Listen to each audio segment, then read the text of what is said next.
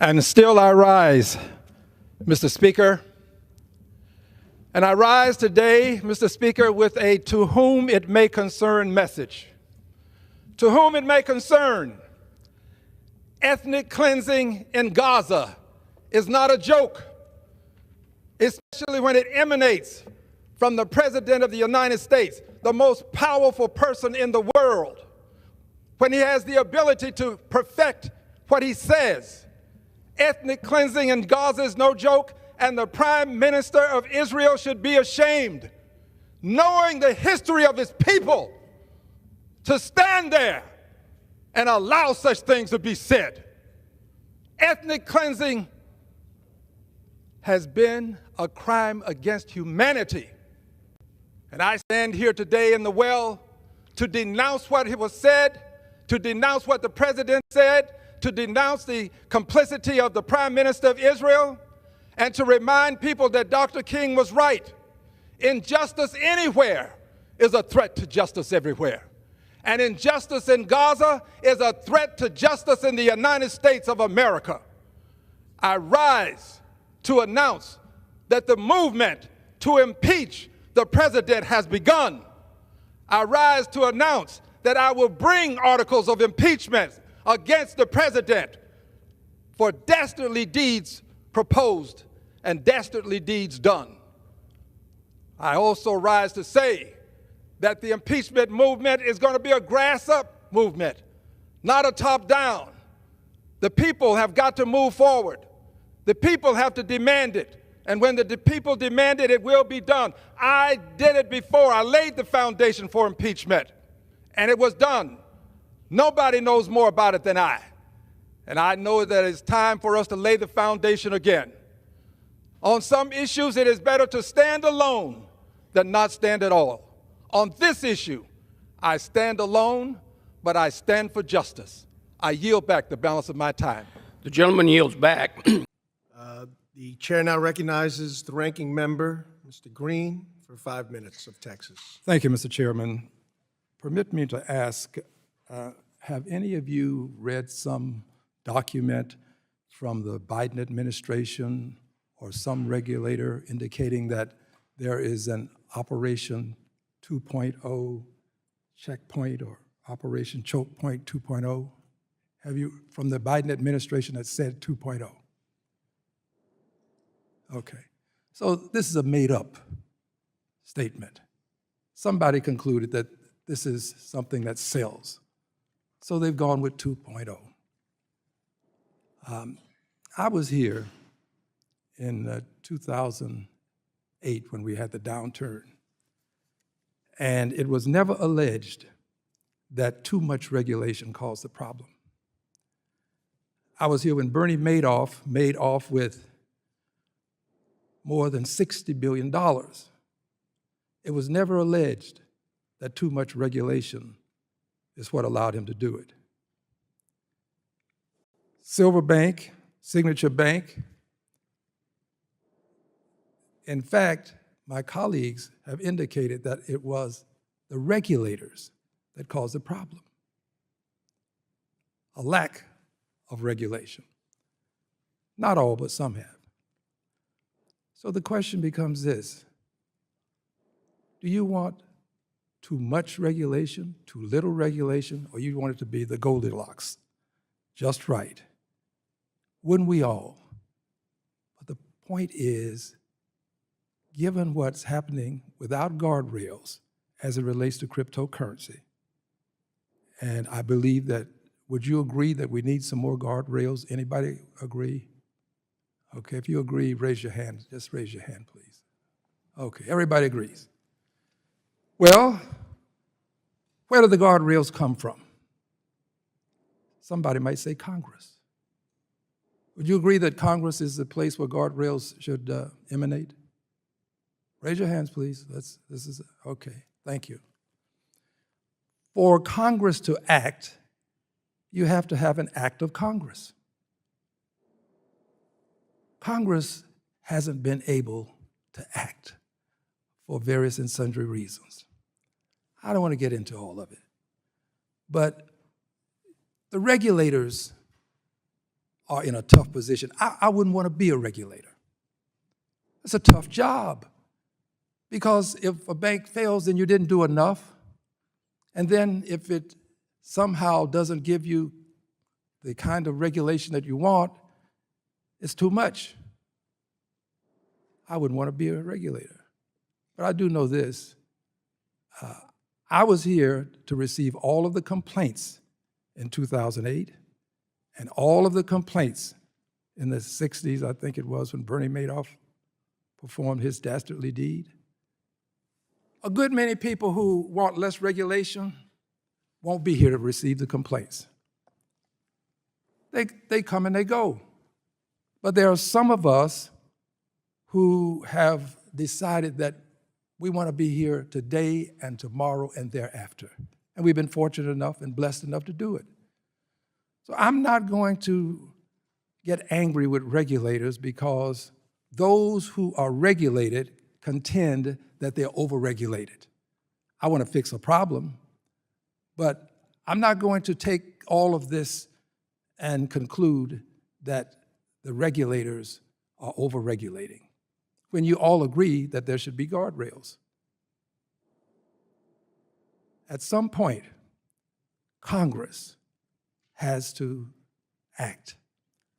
I've seen Chairman Waters when she was chair and as ranking member. She and Mr. McHenry worked to try to give us the guardrails. But it's difficult to satisfy enough members to get something done.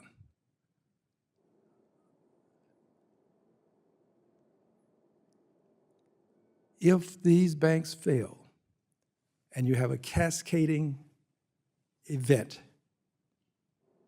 we will find ourselves revisiting 2008. When Silvergate and Signature Bank, when they went under, one of our great fears was that this could become the start of a domino effect. And I remember how hard our ranking member worked with others to try to prevent this. So I thank you for your testimony, and I assure you, I'm going to do what I can to make sure that you're being treated fairly. But if I'm going to err, it will be on the side of regulating and not deregulating. I yield back. Gentleman yields. Gentleman from Wisconsin, Mr. Stile, is now recognized for 5 minutes. The chair of For 5 minutes. I thank you, Mr. Chairman. I thank the ranking member as well.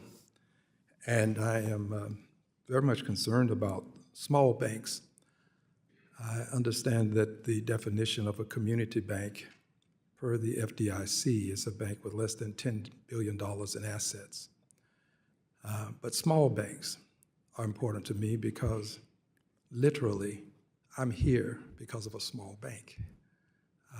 I went into a bank in Houston, Texas, small bank, and I needed a loan when I was in law school, small bank. The president of the bank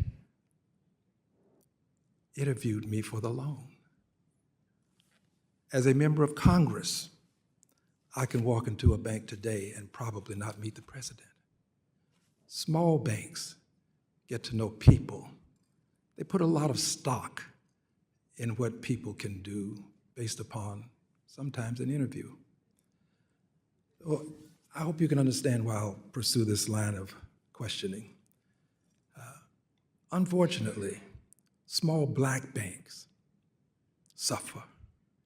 They can't get capitalized because, first of all, they service an area where you don't have a lot of billionaires, and they have regulations that require them to help certain people, and I support this, but they don't get capitalized as quickly. Most banks in this country have assets under $1 billion. There are thousands of banks, more than 4, probably. But when it comes to black banks, less than 25. Now, there's something wrong with this picture. That we have to have more black banks. not get a lot of heat because I support black people.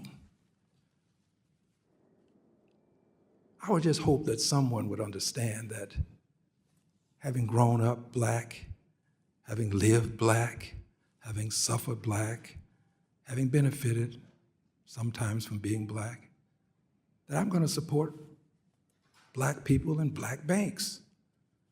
So please understand, what can we do to enhance the opportunity for us to have more black banks?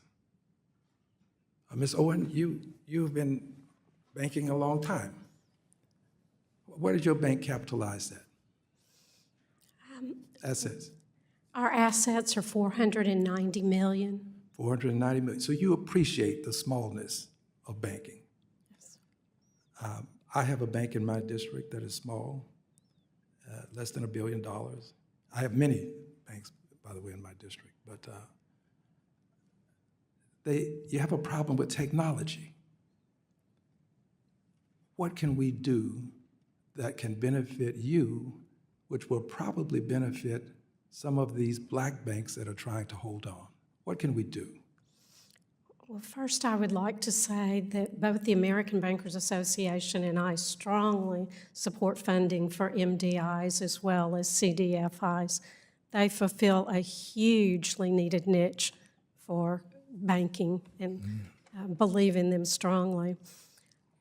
Lessening regulations would be huge in helping us be able to expand our technology efforts. May I just comment on that? Yes. When we've tried this in the past, I've been here for a number of years now, the big banks always swoop in and say, well, we'd like to have that too.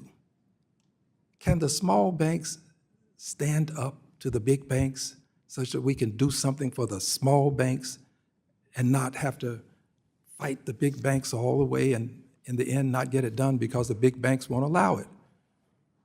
Can you stand up? Well, I believe we do stand up and share and speak our mind when we come to D.C. with Congress and our senators, and we do advocate for ourselves.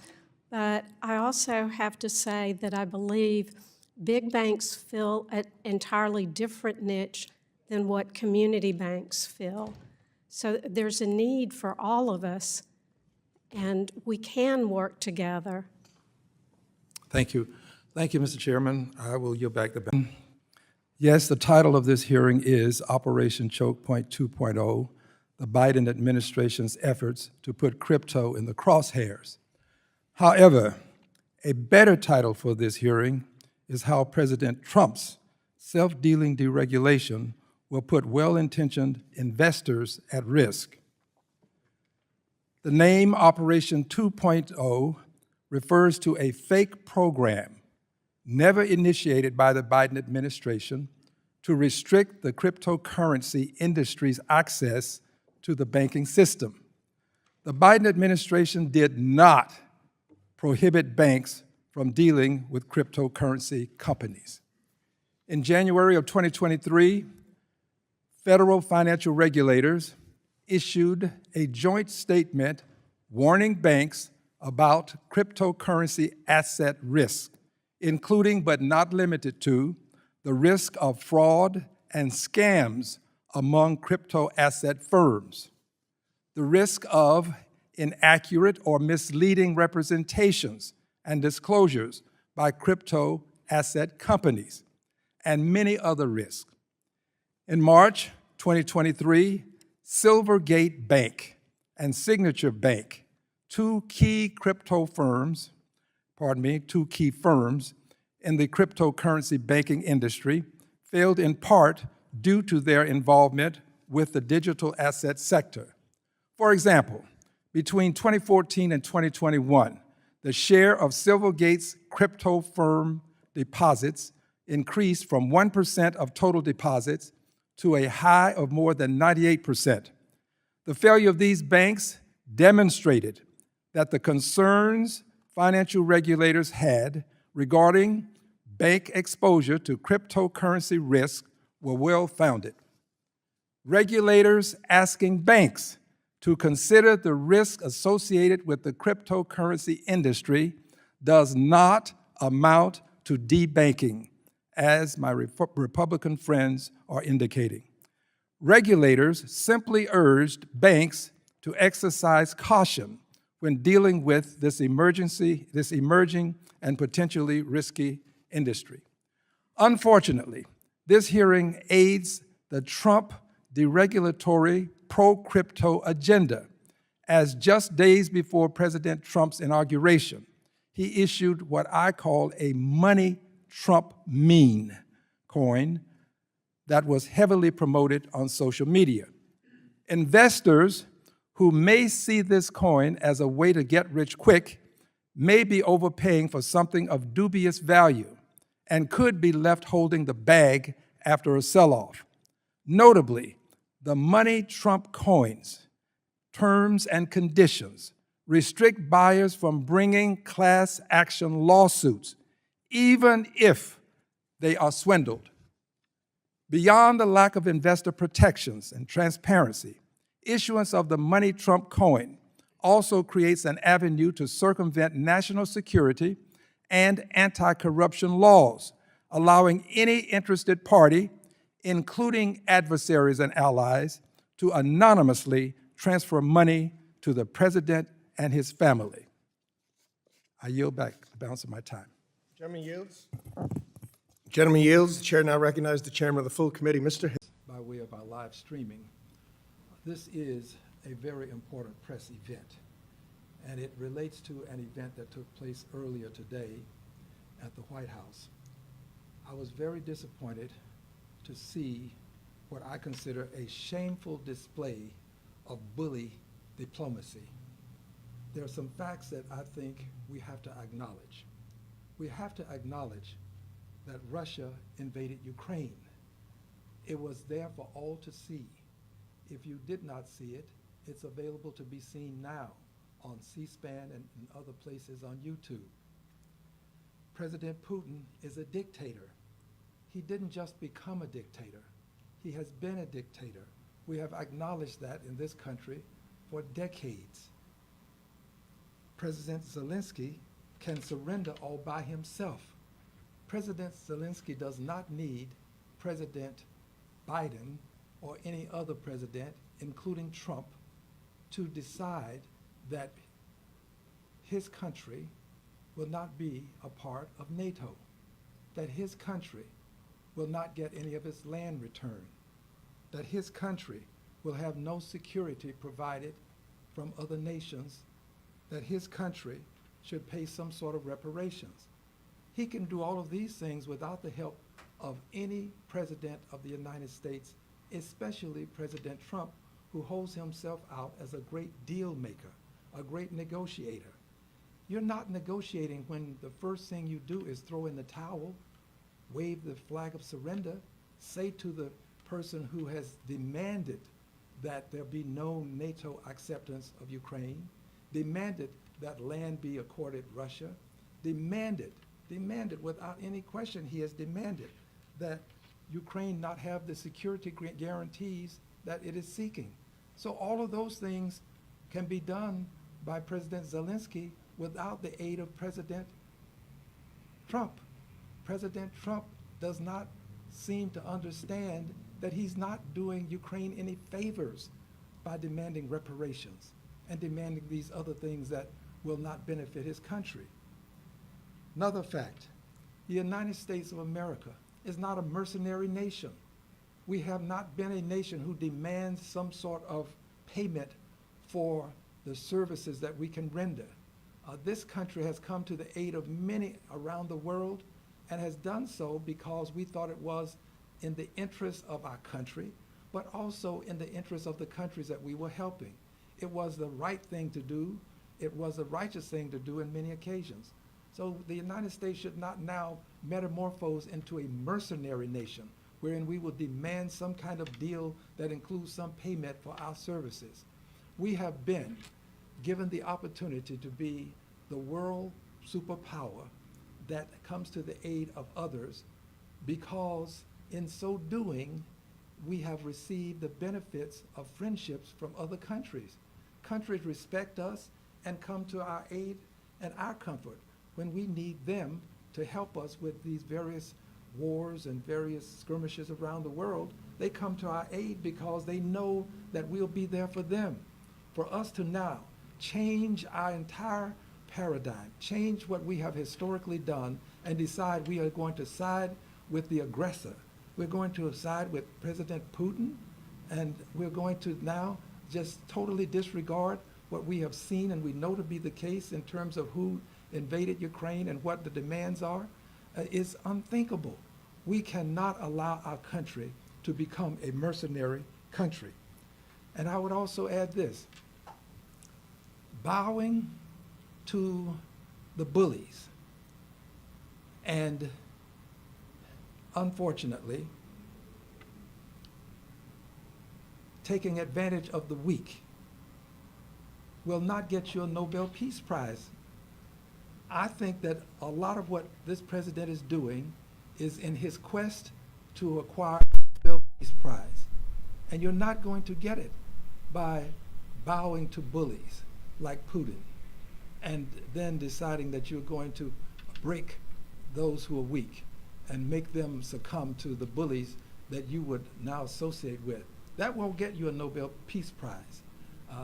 Finally, the president seems to think that if you can stop the shooting, stop the killing, you will have peace, some sort of permanent peace, just by giving in, by surrendering, throwing in the towel. That won't get you peace. Dr. King explained to us that peace involves more than the elimination of tension. It requires justice. It's the presence of justice that brings about peace. There is no justice in requiring Ukraine to surrender. There is no justice in this, to just surrender, give up their land, give up all of their hopes, their dreams, and their aspirations, and become subordinate and subservient to Russia. That's not what they want. They want a sovereign country, which is what they had.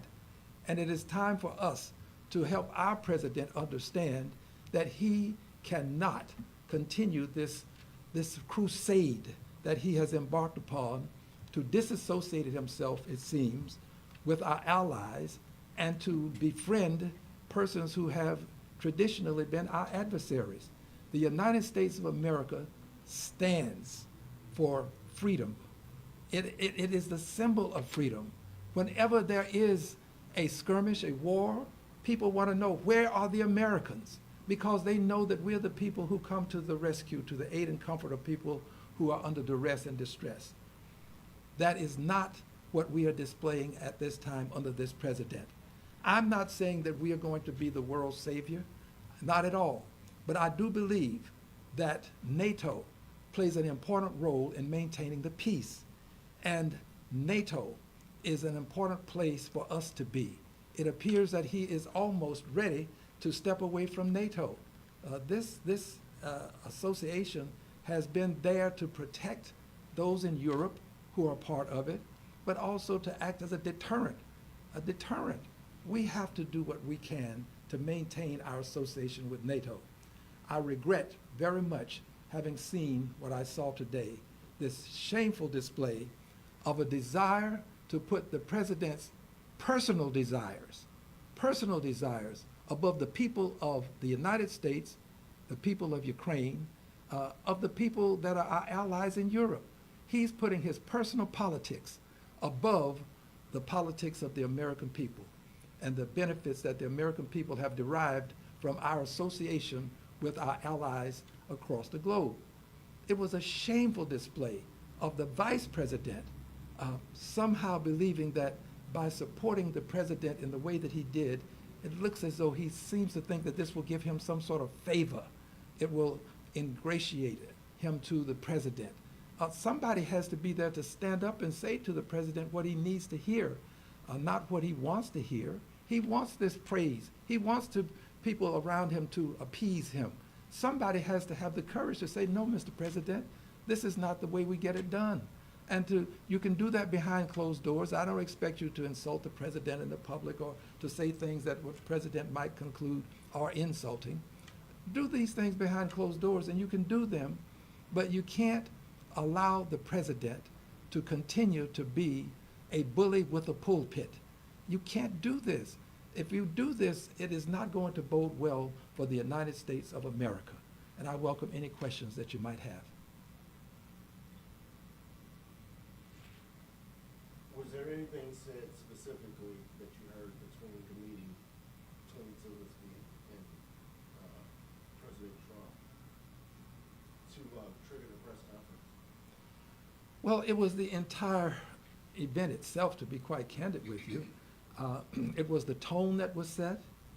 It was the expectation that people who are going to come to the aid and comfort of our country at some point perhaps, who are coming to the White House to work in a peaceful and amiable fashion with us, to expect them to kiss the ring, to expect people to genuflex, to bow, to somehow understand that you have to appease the president to work with the president.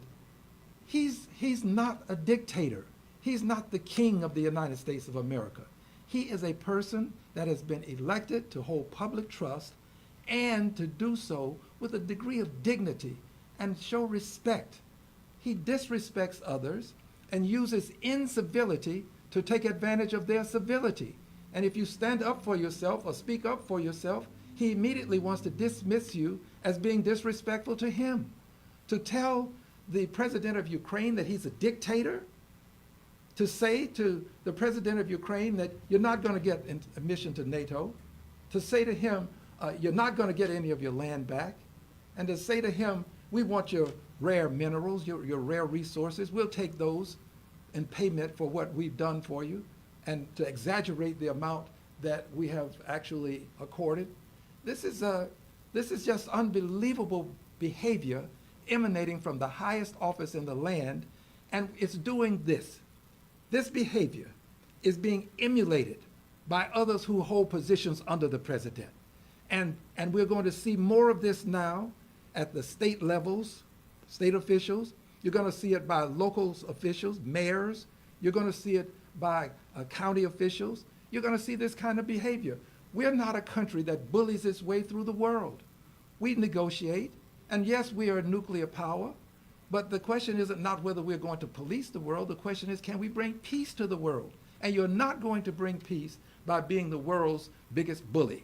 Yes, we have the biggest guns, but we have them not to threaten people, but to say to people, we want to negotiate with you, knowing that we can do other things if we have to, not because we simply decide that, well, you're the weaker power, so I can threaten you, but the bullies of the world will cave into them and give them what they want, such that we can continue to appear to be the strongest bully on the planet. We're not a bully nation. We're not a mercenary nation. We are a nation that stands for liberty and justice for all within the country and without the country. I welcome any additional questions. If there are no additional questions, let me end with this. I have said, and I will continue to say, that this president's behavior is something that has to be checked. The Supreme Court, in acknowledging that the president has a certain amount of immunity, has caused this president to believe that he has total immunity. And when you couple what the Supreme Court has done with the fact that the president is now at a point where he's ready, it seems, to defy judicial orders. The third branch of the government, the judiciary, is there to settle disputes. And if the president won't honor the disputes being resolved by way of the judiciary, won't honor the orders of the court, if he doesn't honor court orders, and he believes he's immune from prosecution, and he knows that he has but one thing that can really put him in check, then he is going to continue to do whatever he pleases, but he will become a dictator when he no longer honors court orders. The day he decides he will no longer honor any orders from the courts is the day he becomes a dictator. And it will become the day that our country loses its Republican form of government, its democracy. We will lose it. And we're that close to this happening right now. And the only weapon we have against a president who has become this rambunctious is impeachment. That's it. If he defies the courts, he has but one weapon that can stand against him, and that's impeachment. I refuse to, on my watch, allow this to happen without using that ultimate weapon that the House of Representatives has. It emanates from the House. The Senate cannot start the impeachment process. It starts in the House, and then it goes to the Senate for a trial. I will not, on my watch, allow this president to go unchecked, to become a dictator without at least bringing articles of impeachment against him. It's not because we want to. We don't have any other choice, given the behavior that he's exhibiting, not just in this case with Ukraine, but in other cases as well. We are allowing the plutocrats to take over the country. He's brought in a plutocrat and given him carte blanche to fire people and to do so with immunity and impunity. He has decided that he will work a shadow government around the actual government and the people that have been elected to serve. We can't allow this to continue. This president is outside the guardrails. And when you go outside the guardrails, the one thing that is left for us is impeachment. If we don't bring articles of impeachment against him, he will think that he can continue. I don't know that the first articles will bring about the impeachment. I don't know that the second will or the third will. But I do know that the fourth did in the last time when he was in office. We laid the foundation for it then, and we'll lay the foundation for it again. This president has to understand that, yes, he is a Goliath. He does have some immunity. He's a Goliath. Yes, he commands the most powerful force on earth, the American military. We have weaponry unlike what many others have. Yes, he is a Goliath. But remember this, Mr. President, for every Goliath, there's a David. For every Goliath, there's a David. Has that process started yet? It has started with me and others that I'm collaborating with. And we have some articles that we are currently looking at, not to be divulged today, but there are some that we're looking at. And we're not going to allow people to say, well, it's too early. It's the president's behavior that dictates the timeline. The president's behavior dictates the timeline. It's not a timeline that I have chosen to set or that others who are working with me have chosen to set. It's the president's behavior, the way he has decided that he would just take Palestine. He's going to take it. No home for the Palestinians, no state for the Palestinians, no sovereignty for the Palestinians. We'll just take it and make it some sort of resort. That is an insult to even say this. You're the president of the United States. You would not dare say that you're going to just take Israel and turn it into a resort. We have become a part of what could likely be an ethnic cleansing. This kind of thing of planning to just take Gaza from the Palestinians. You can't do these things with the kind of impunity that you believe you have, Mr. President.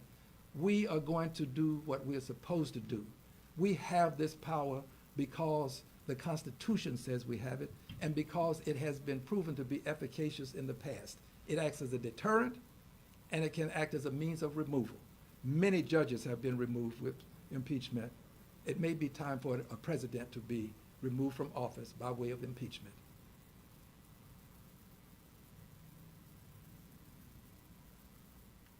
I thank you for being here today. I thank those who have had the opportunity to view this from afar by way of our live streaming. And I promise you that while I'm in Congress, I'm going to be that watchdog. I'm not going to be the lapdog who's going to try to curry favor with the president. Thank you. I now yield 4 minutes to the gentleman from Texas, Mr. Green.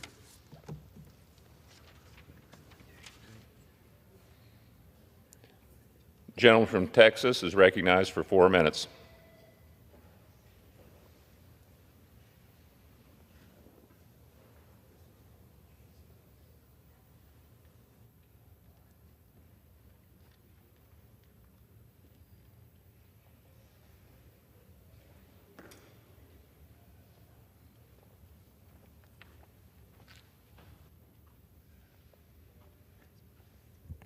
Thank you, Mr. Speaker. And still I rise. And I rise to explain why I did what I did. And I did it with intentionality. The president indicated that he had a mandate. I said to the president, you do not have a mandate to cut Medicaid. I have constituents who need Medicaid. They will suffer and some will die if they don't get Medicaid. I heard the speaker when he said that I should cease. I did not, and I did not with intentionality. It was not done out of a burst of emotion. I was emotional about it, but I did it with intentionality. I think that on some questions of conscience, you have to be willing to suffer the consequences. And I have said I will. I will suffer whatever the consequences are, because I don't believe that in the richest country in the world, people should be without good health care. I stood up for my constituents then. I'm standing up for my constituents now. I am grateful to Mr. McGovern for what he has said. I'm grateful to those who have been standing with me. But I will tell you, I appreciate you. No anger. The officers who escorted me out, they were kind to me. I don't blame the speaker for anything. Friends, I would do it again. I have to be candid with you. I'm not trying to in some way insult you. This is a matter of principle. This is a matter of conscience. There are people suffering in this country because they don't have health care.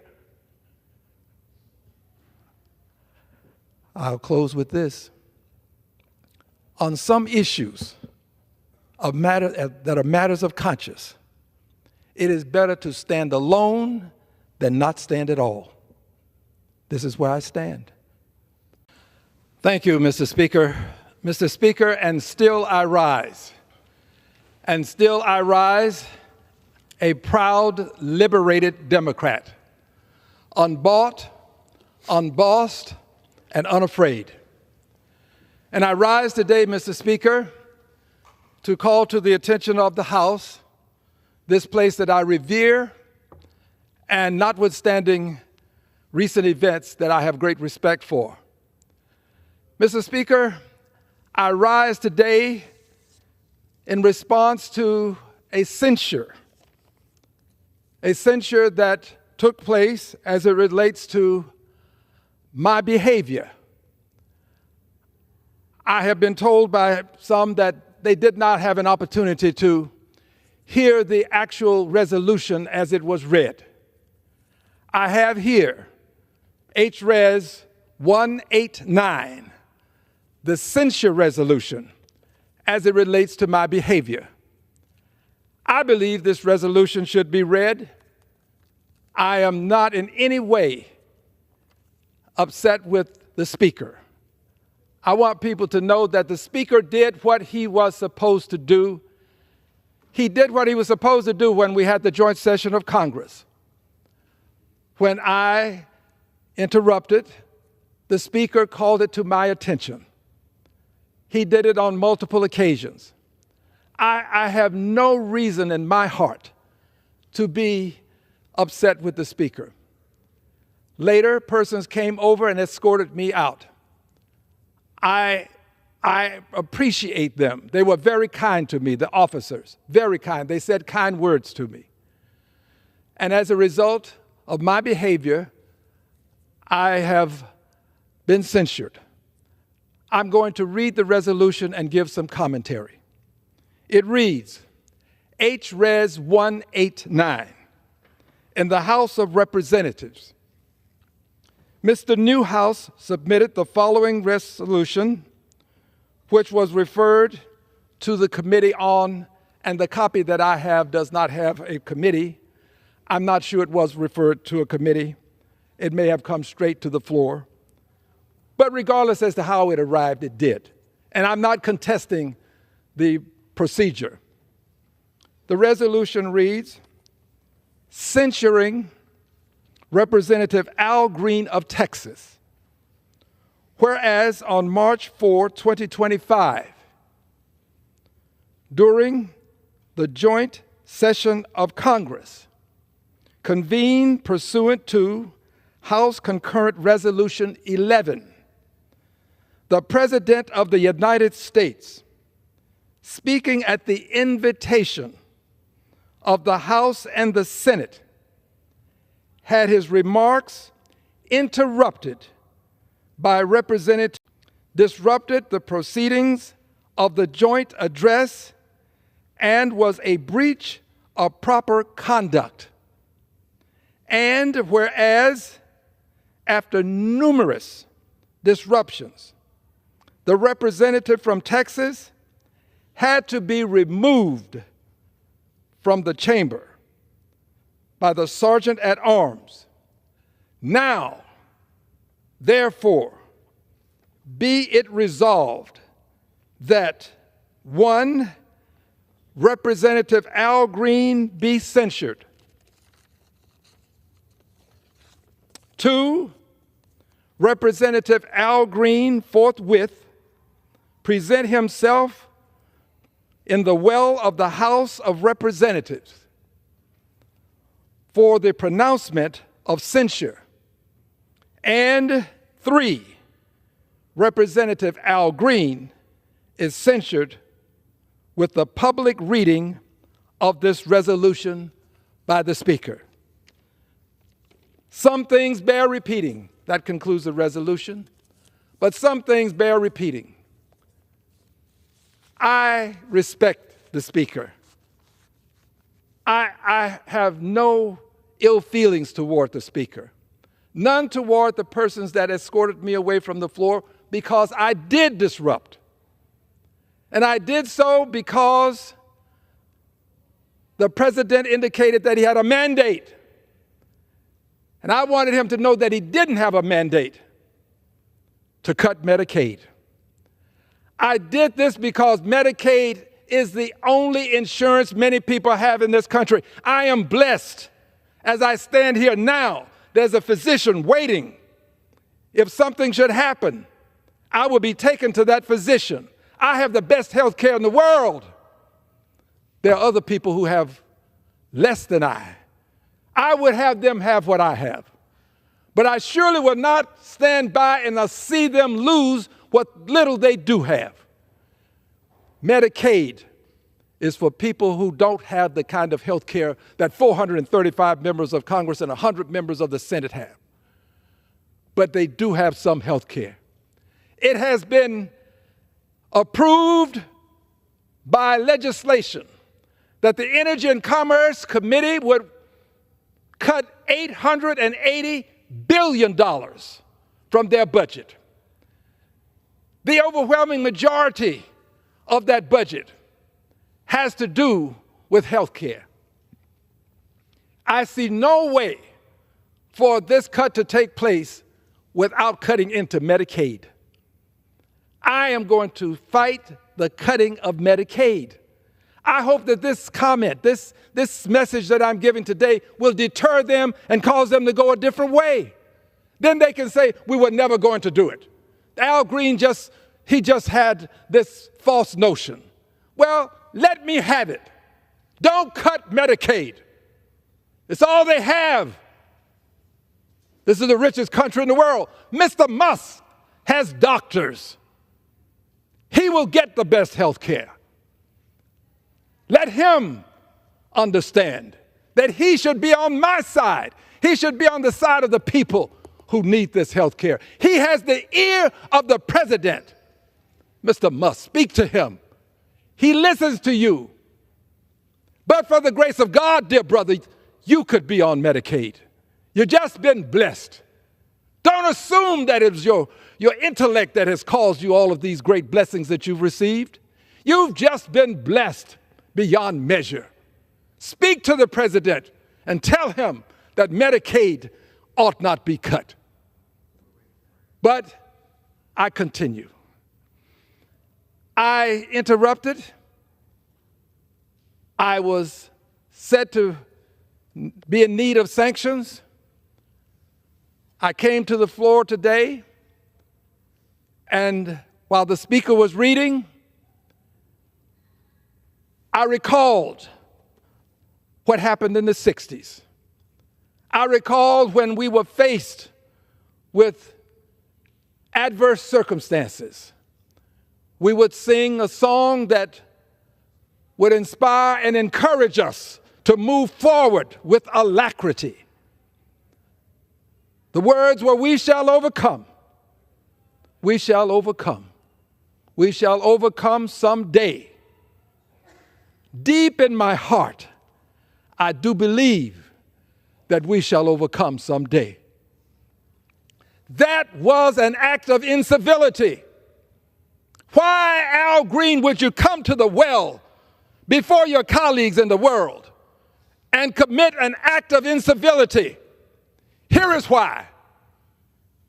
Because when the President of the United States, right there at that podium, addressed the members of Congress, Democrats seated on this side, seated, many of them saying nothing, the President of the United States looked upon them, pointed toward them, and said, I quote, and said, lunatics.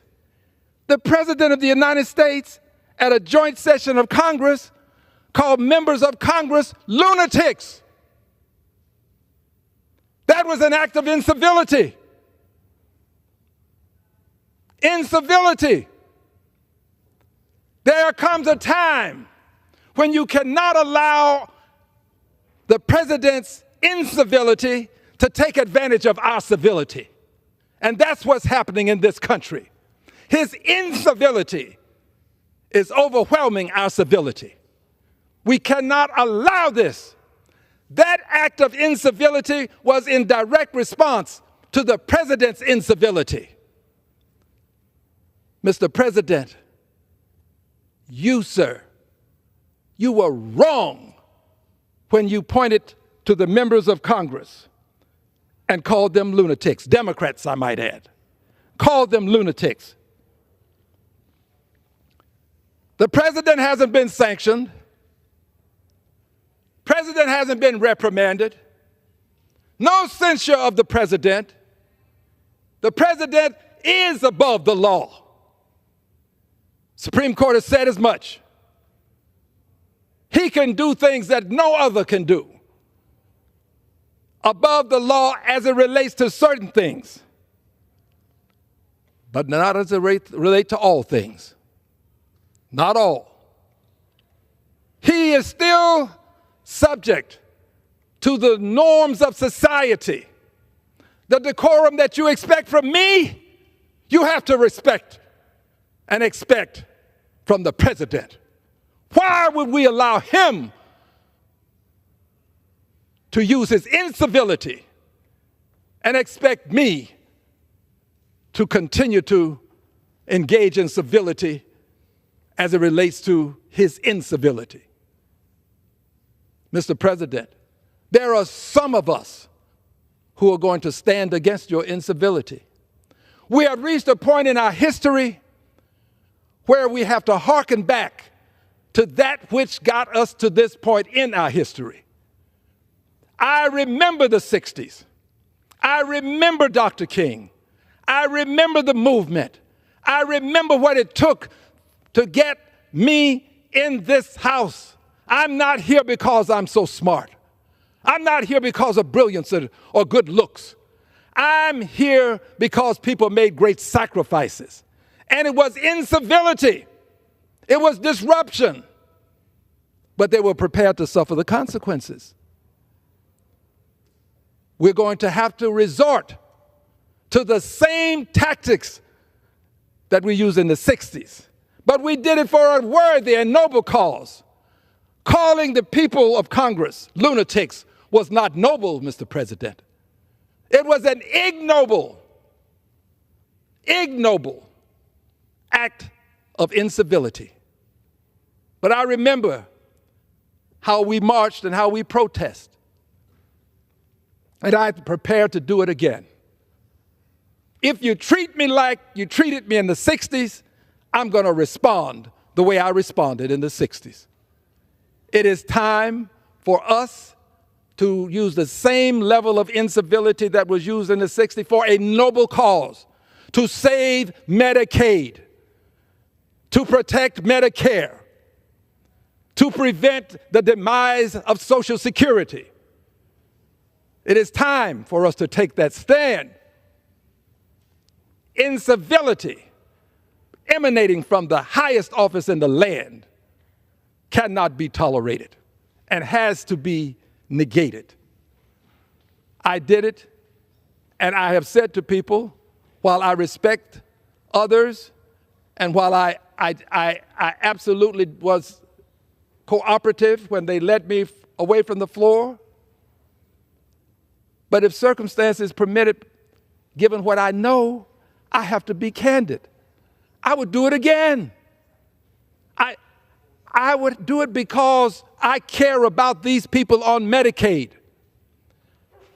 For edification purposes, the state of Texas was accorded $100 billion. $100 billion Medicaid dollars.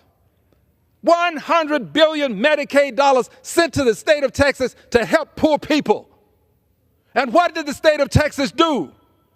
The state of Texas rejected $100 billion for poor people and Medicaid. 100 billion, not million, 100 billion. State of Texas does not have the goodwill necessary to manage Medicaid dollars. If we block grant this money and send it to Texas, those who are in need of it will get less of it. We have to stand up for them. They are among the least in our society. Unfortunately, we have to stand up for them. So I'm standing up for those people. I will continue to stand, and I will continue to tell the world that this incivility has to be dealt with. We have to deal with the president's incivility. The name calling never ceases. Maxine Waters, he has assaulted verbally. Miss Wilson from Florida. The list goes on and on and on, as Congresswoman Waters is known to say. On and on and on. We sit and we watch with civility as he employs incivility. Yes, I said earlier, and I'm retreating to the point, that he has been given a certain amount of immunity. He has not been given absolute immunity. But he seems to have an inordinate amount of influence with his party. Inordinate. I see people doing things that I never thought I'd see them do. I see people who are conservative, that I have great respect for, doing things that I never thought I'd see them do. I'm not calling names. I'm just saying to you, friends, the president has an inordinate amount of influence. Inordinate, unusual, incomprehensible amount of influence. So the courts have given him a certain amount of immunity. His party has given him carte blanche to say anything, to come before the joint session of Congress and use the word lunatics as he refers to Democrats. The only thing left in ordinary times would be the courts. The court. Court orders are to be obeyed. I don't always like them, but I remember what John Lewis explained to me about peaceful protest. Protest, the court orders you to do certain things. You don't have to agree with it, but you do it. You'll be willing to suffer the consequences. Well, the courts are right now in the midst of, as best as they can, trying to give us the laws necessary to prevent certain things from happening. Mass layoffs have to be taken to court. Mass layoffs, no due process, no thought of what's happening in the lives of these people, that you just take a pen and with the stroke of a pen, you're off. No concern about children in school, no concern about loved ones who may be ill that they're taking care of, being the chief breadwinner for the family, no concern. You've got billions, Mr. Musk. Why should you care about the concerns of people who have much less, who are working every day to eke out a living? You have billions. You shouldn't worry about them. Worry about making more money. Go to the moon. Well, they don't have that luxury. I'm going to stand for them. Mass layoffs without any consideration. I just believe that this level of behavior, if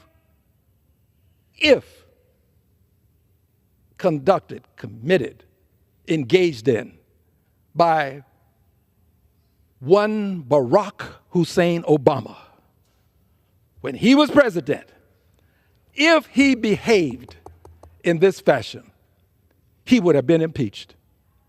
He would have been impeached. I will go to my grave with this belief. We wouldn't allow these mass layoffs. We wouldn't allow these cuts to veterans, and we wouldn't allow Medicaid and Medicare and Social Security to be on the chopping block. He would have been impeached. And to be very honest, I would have voted for the impeachment, because I don't think that we should allow a president to circumvent what we know to be the requirements associated with the legislative process and with due process, which should be accorded people who are being fired, as it were. So you do these things.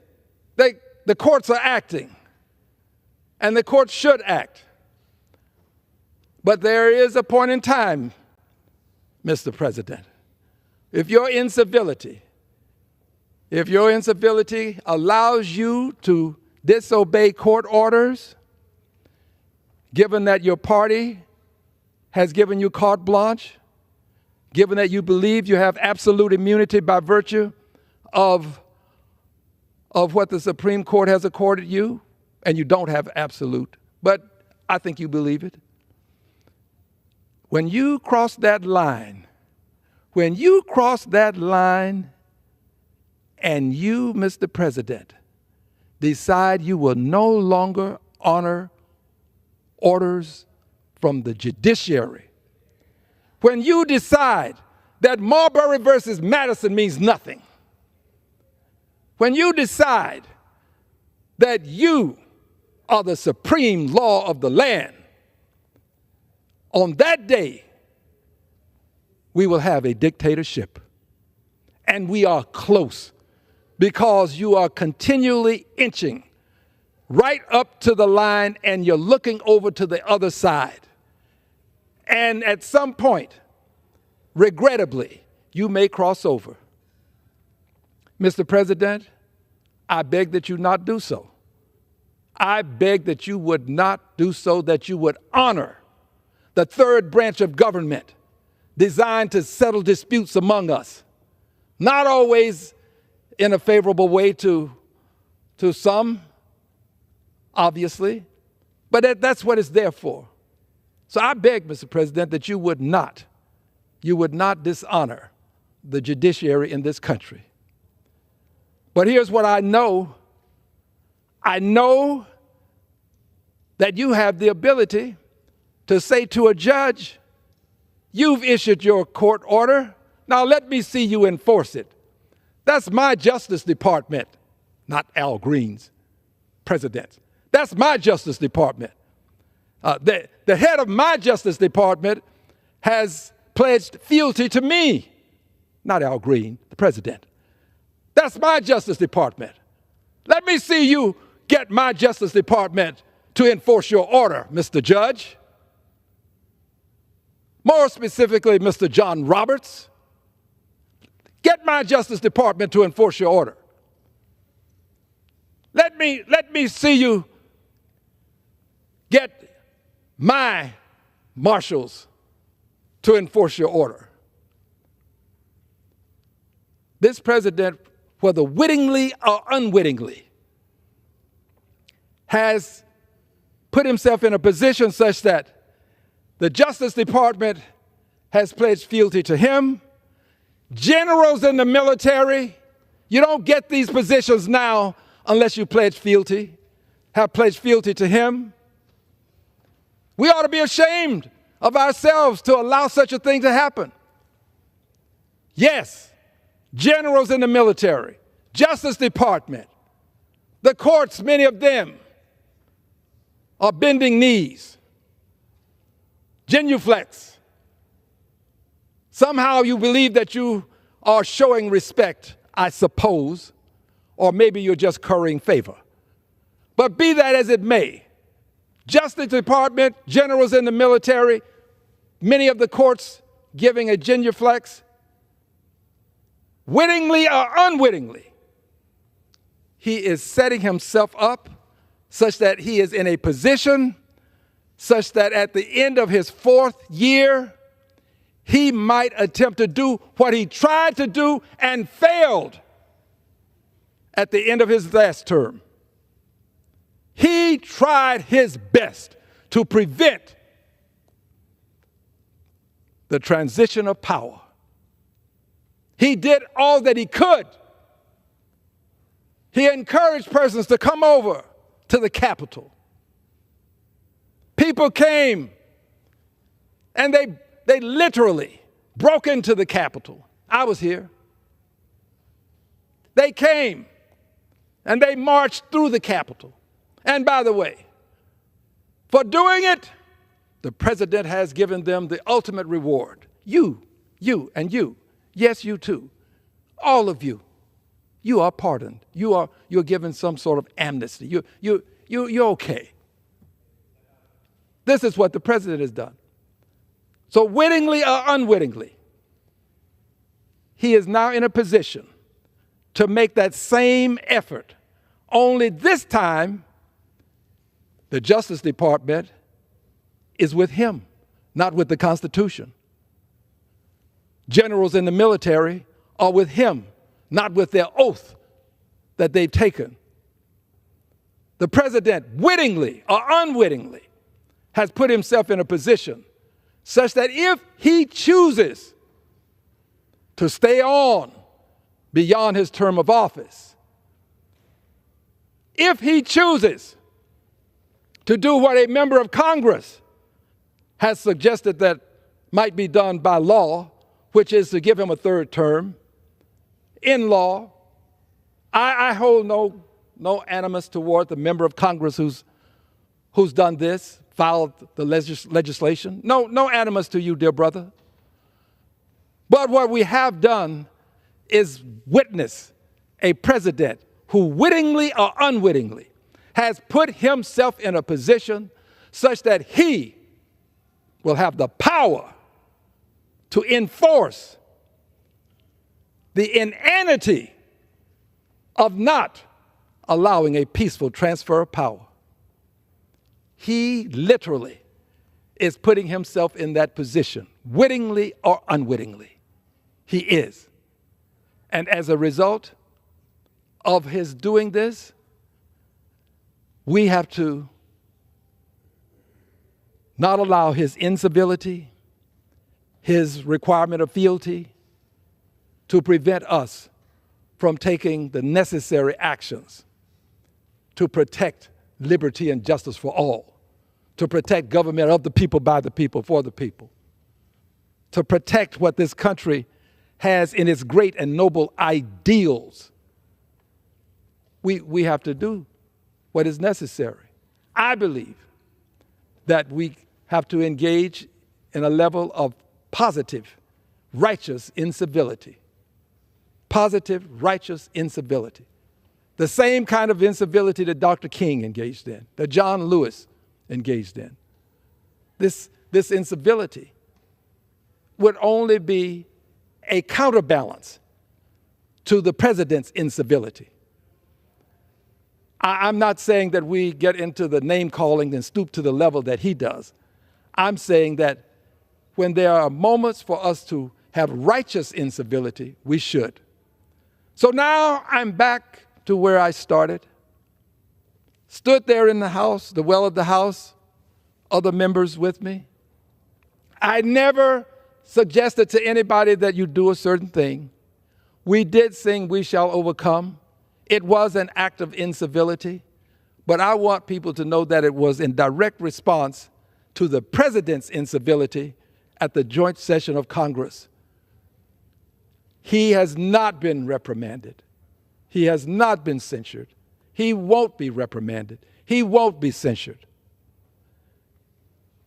However, there is one, as the president uses it in his parlance, one card. There's one card that we have. You told the president of Ukraine, you don't have the cards. Well, Mr. President, we have the cards. There are 435 of us with the cards. And the card, Mr. President, you know well, because on 2 occasions, these cards have been utilized to check you. You don't always get convicted when you're indicted, but you do get indicted.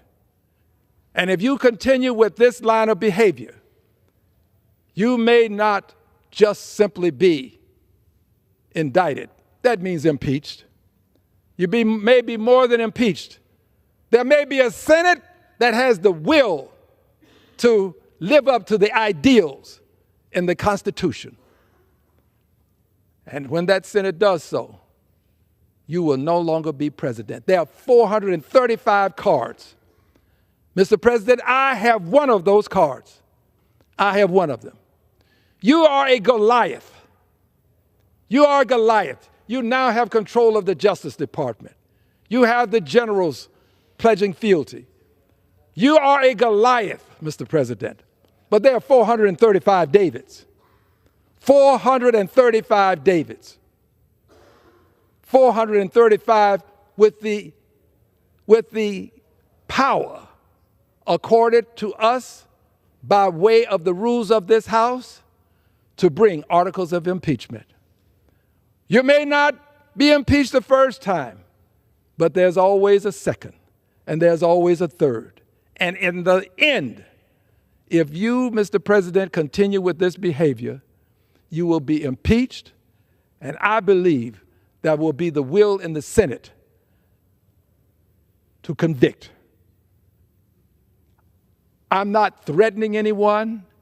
I'm talking about the rules that have been accorded this House, which I happen to be a member of and proud to be a member of, and accorded the Senate. You're a Goliath. But, Mr. President, there are Davids among us. Your incivility can no longer be tolerated.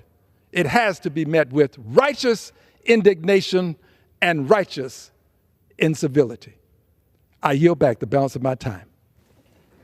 Thank the gentleman. The gentleman from Texas, Mr. Green, who's also the ranking member on the Oversight and Investigations Subcommittee, is now recognized for 5 minutes. Thank you, Mr. Chairman.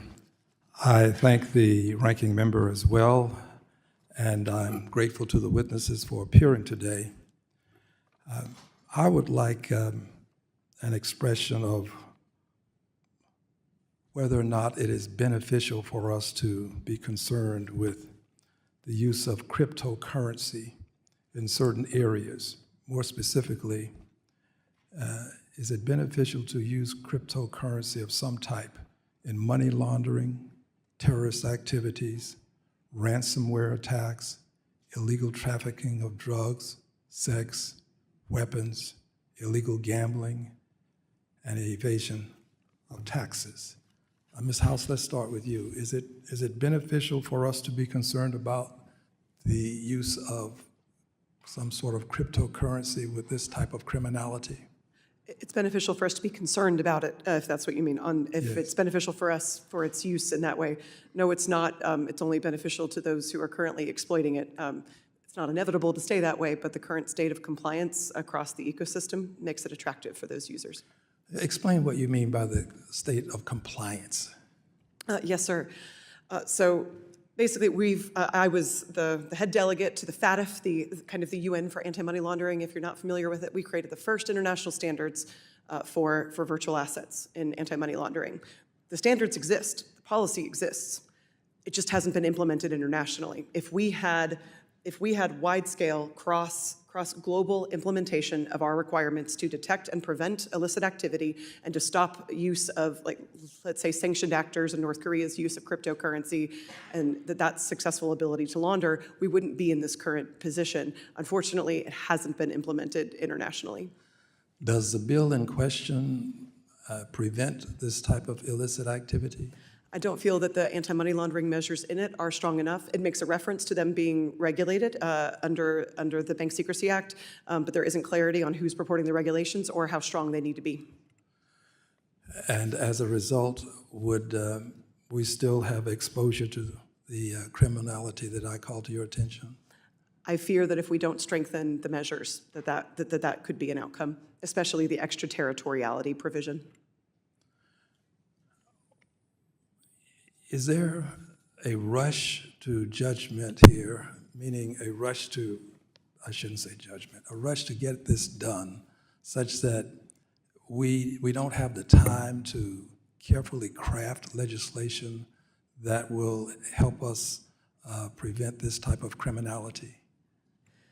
I would hope that even with the exigency of the issue, that given the years of bipartisan work that have been done by many members of this committee and those sitting in this room, we'd be able to leverage that work. I feel that the outcome of that work was more reflected in the the McHenry-Waters bill, which had a more holistic coverage of these protections. I'm not certain why the new legislation doesn't integrate some of those stronger provisions, which I think would be beneficial.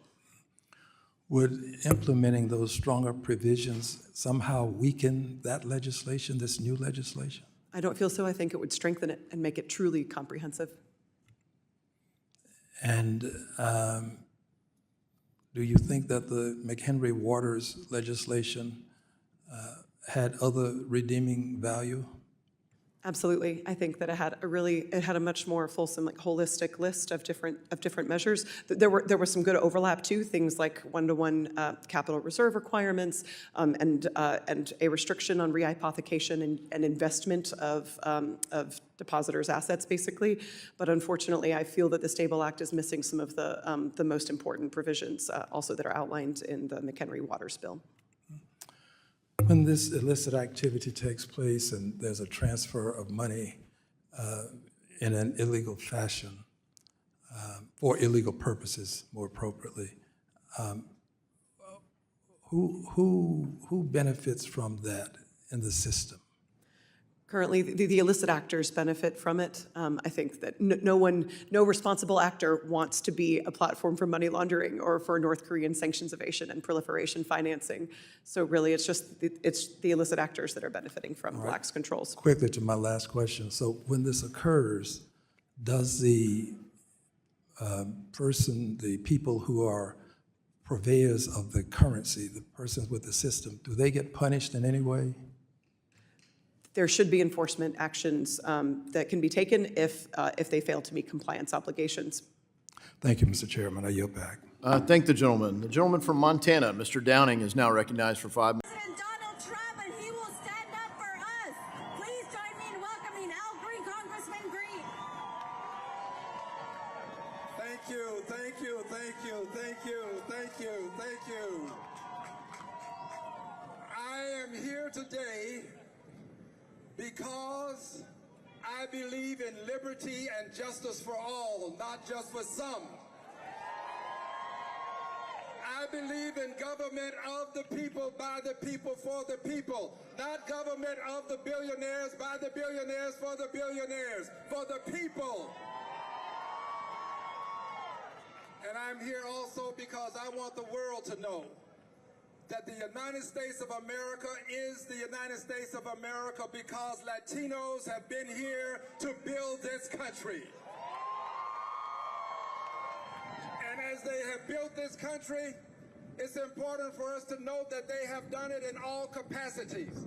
They have been and are lawyers and doctors, and they serve in Congress. But I live today to live to see the day that there will be a Latino president of the United States of America. And I want the world to know that in this country, we can have unity without uniformity.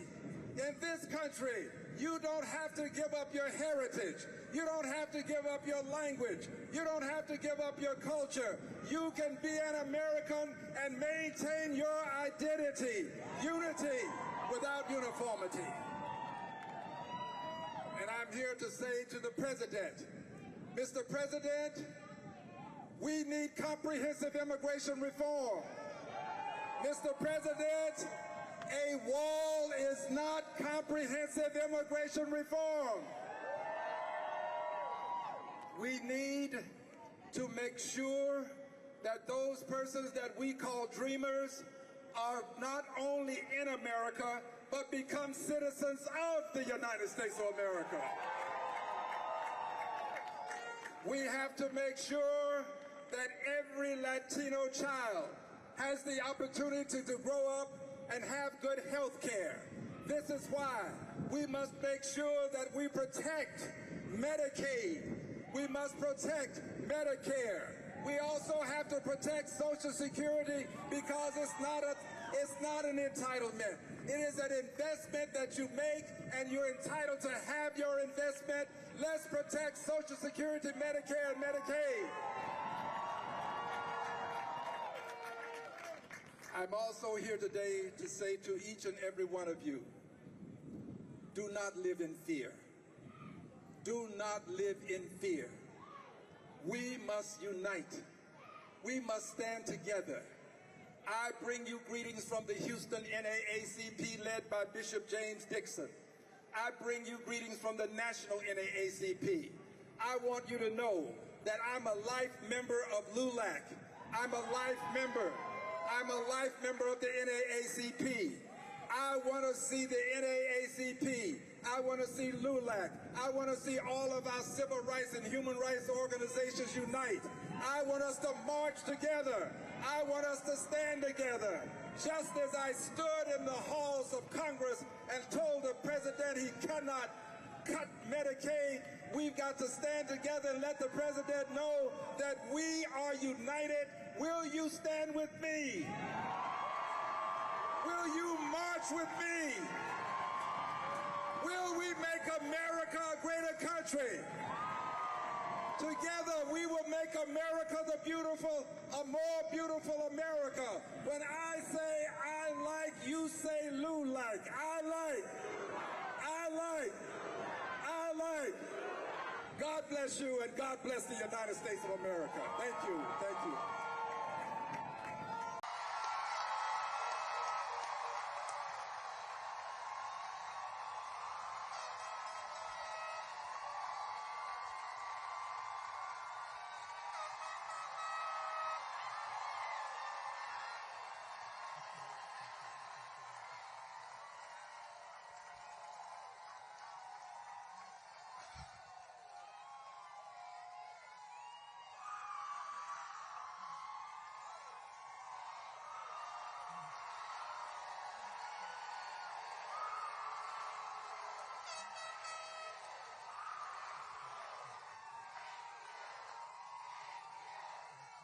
Thank you.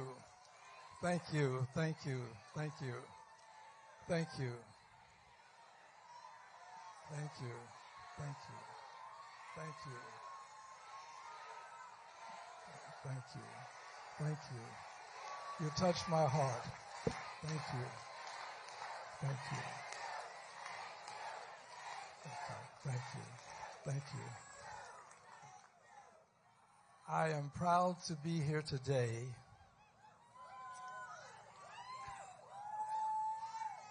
with my colleagues, all of whom are liberated Democrats. Let's hear it for these liberated Democrats. All of whom are unbought, unbossed, and unafraid.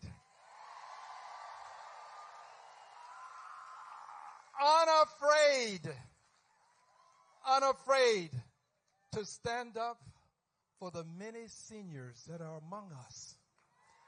We have seniors that are among us. Unafraid to say to Donald John Trump, hands off Medicaid and Medicare. It belongs to our seniors. Social Security is not a Ponzi scheme. It is a part of the American dream. It belongs to our seniors.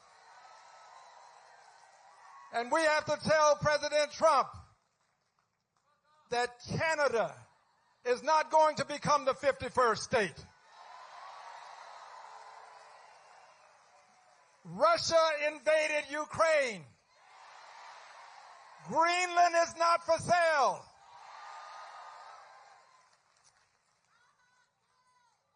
And he also needs to know, dear friends, that Gaza is not going to become a resort. Gaza is not going to become a resort.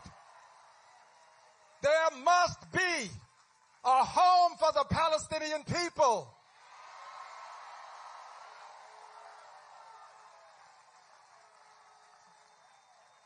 Yeah, there must be. There must be. And I'm here to speak from my heart. This message is from my heart. It's not from my head. This is my heart. I want you to know something. I carry this cane because there are people who don't like me. They don't like my cane. But I carry this cane because after having celebrated my 25th birthday 3 times, 2 years into my 4th 25th, I carry this cane.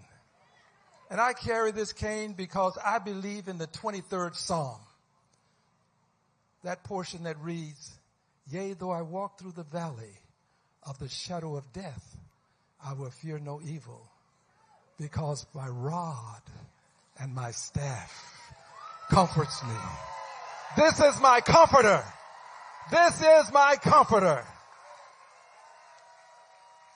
And I want you to know that I'm going to take this staff of truth,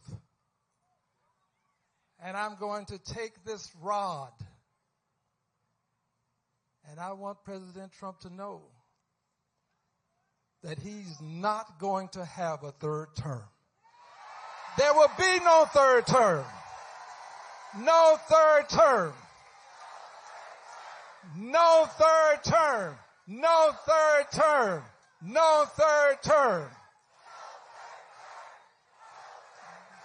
But more important than this, dear brothers and sisters, and I say brothers and sisters because there really is but one race, and that's the human race. Yeah, we're all related. We're all related. And L.S.D. Leakey, a noted anthropologist and paleontologist, reminds us that all of human life can be traced back to a single African woman. So if we're not brothers and sisters, we're at least cousins. So dear cousins, hear this message for Donald Trump, for President Trump. This is more important. I want President Trump to know that I will use my staff of freedom to bring forth, proudly bring forth, a message that should say to him, he may not finish this term. He may not finish this term. He may not finish this term. He may not finish. He may not finish this term. Here's why. Here's why. Here's why. Here's why. Here's why. Here's why. Because you are now sowing the seeds that can lead to a Congress being elected that will have the courage to not only have articles of impeachment filed, but to impeach him a third time. Impeach him a third time. A third time. And a Senate. We need a Senate that will convict him this time. And I want you to know from my heart, I understand that he is a Goliath. He is a Goliath. He has control of the generals and the military. He has control of the Justice Department. He has control of the Republican Party. But my friends, for every Goliath, there is a David. There's a David. These are your Davids. There's a David. And I want you to know, Mr. President, this David is going to bring articles of impeachment against you within the next 30 days. Within the next 30 days. I'm bringing articles of impeachment. I'm coming for you, Mr. President. This David is coming for you. You don't deserve the office you hold. You can't be entrusted with liberty and justice for all. You can't be entrusted with government of the people, by the people, for the people. I'm coming for you. I'm your David. God bless you.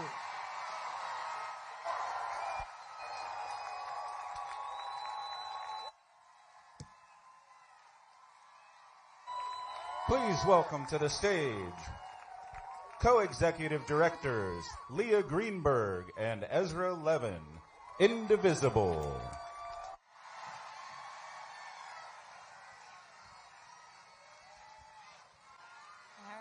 Thank you, Mr. Speaker. Mr. Speaker, and still I rise. And I rise today to initially extend greetings to all, especially those who are traveling over this season of resurrection. In my church, I'm a Christian, we commemorate and celebrate Easter. So I want to let everyone know that I appreciate those who do, and to those who do not, I understand. But I also want to give a special expression of gratitude and thanks to the thousands of persons who have literally called my office, sent cards, greeted me along life's way to give me a pep talk or to simply say to me, we appreciate what you're doing. It means a lot to me to have people that I do not know, many of whom I will never meet and greet, to simply say to me, we want you to continue to do what you're doing. And as you know, Mr. Speaker, I have been censured. I have been censured. I was censured, but not silenced. Censured, but not silenced. I am here today because I was censured, but not silenced. And today, as a person who still speaks truth to power, also speaks truth about power. Speaking truth to power is not as difficult as it is to speak truth about power. To speak truth to power, you but only have to go to power and say, there is a problem, and you and I can solve it. That's speaking truth to power. But when you speak truth about power, you go to power and say, there is a problem, and you are it. I speak truth about power and to power. And today I'm going to speak truth to power as it relates to the president's tariff. The president's tariff. One has to ponder why the President of the United States of America would put so much emphasis on these tariffs, emphasizing the tariffs for many, many years, I'm told, but put emphasis on the tariffs to the extent that he nearly drove the economy into a ditch. Colloquial way of saying driving the economy into an area wherein it would suffer greatly. The president put a lot of emphasis on this. He was just obsessed with the tariffs. And we have to ask ourselves, why was he obsessed with the tariff? And I'm going to answer these questions, and I'm going to answer this question as it relates to the president's obsession and how it will impact you. It's important for you to understand how this obsession would impact you, how it would impact billionaires, how it would impact your life.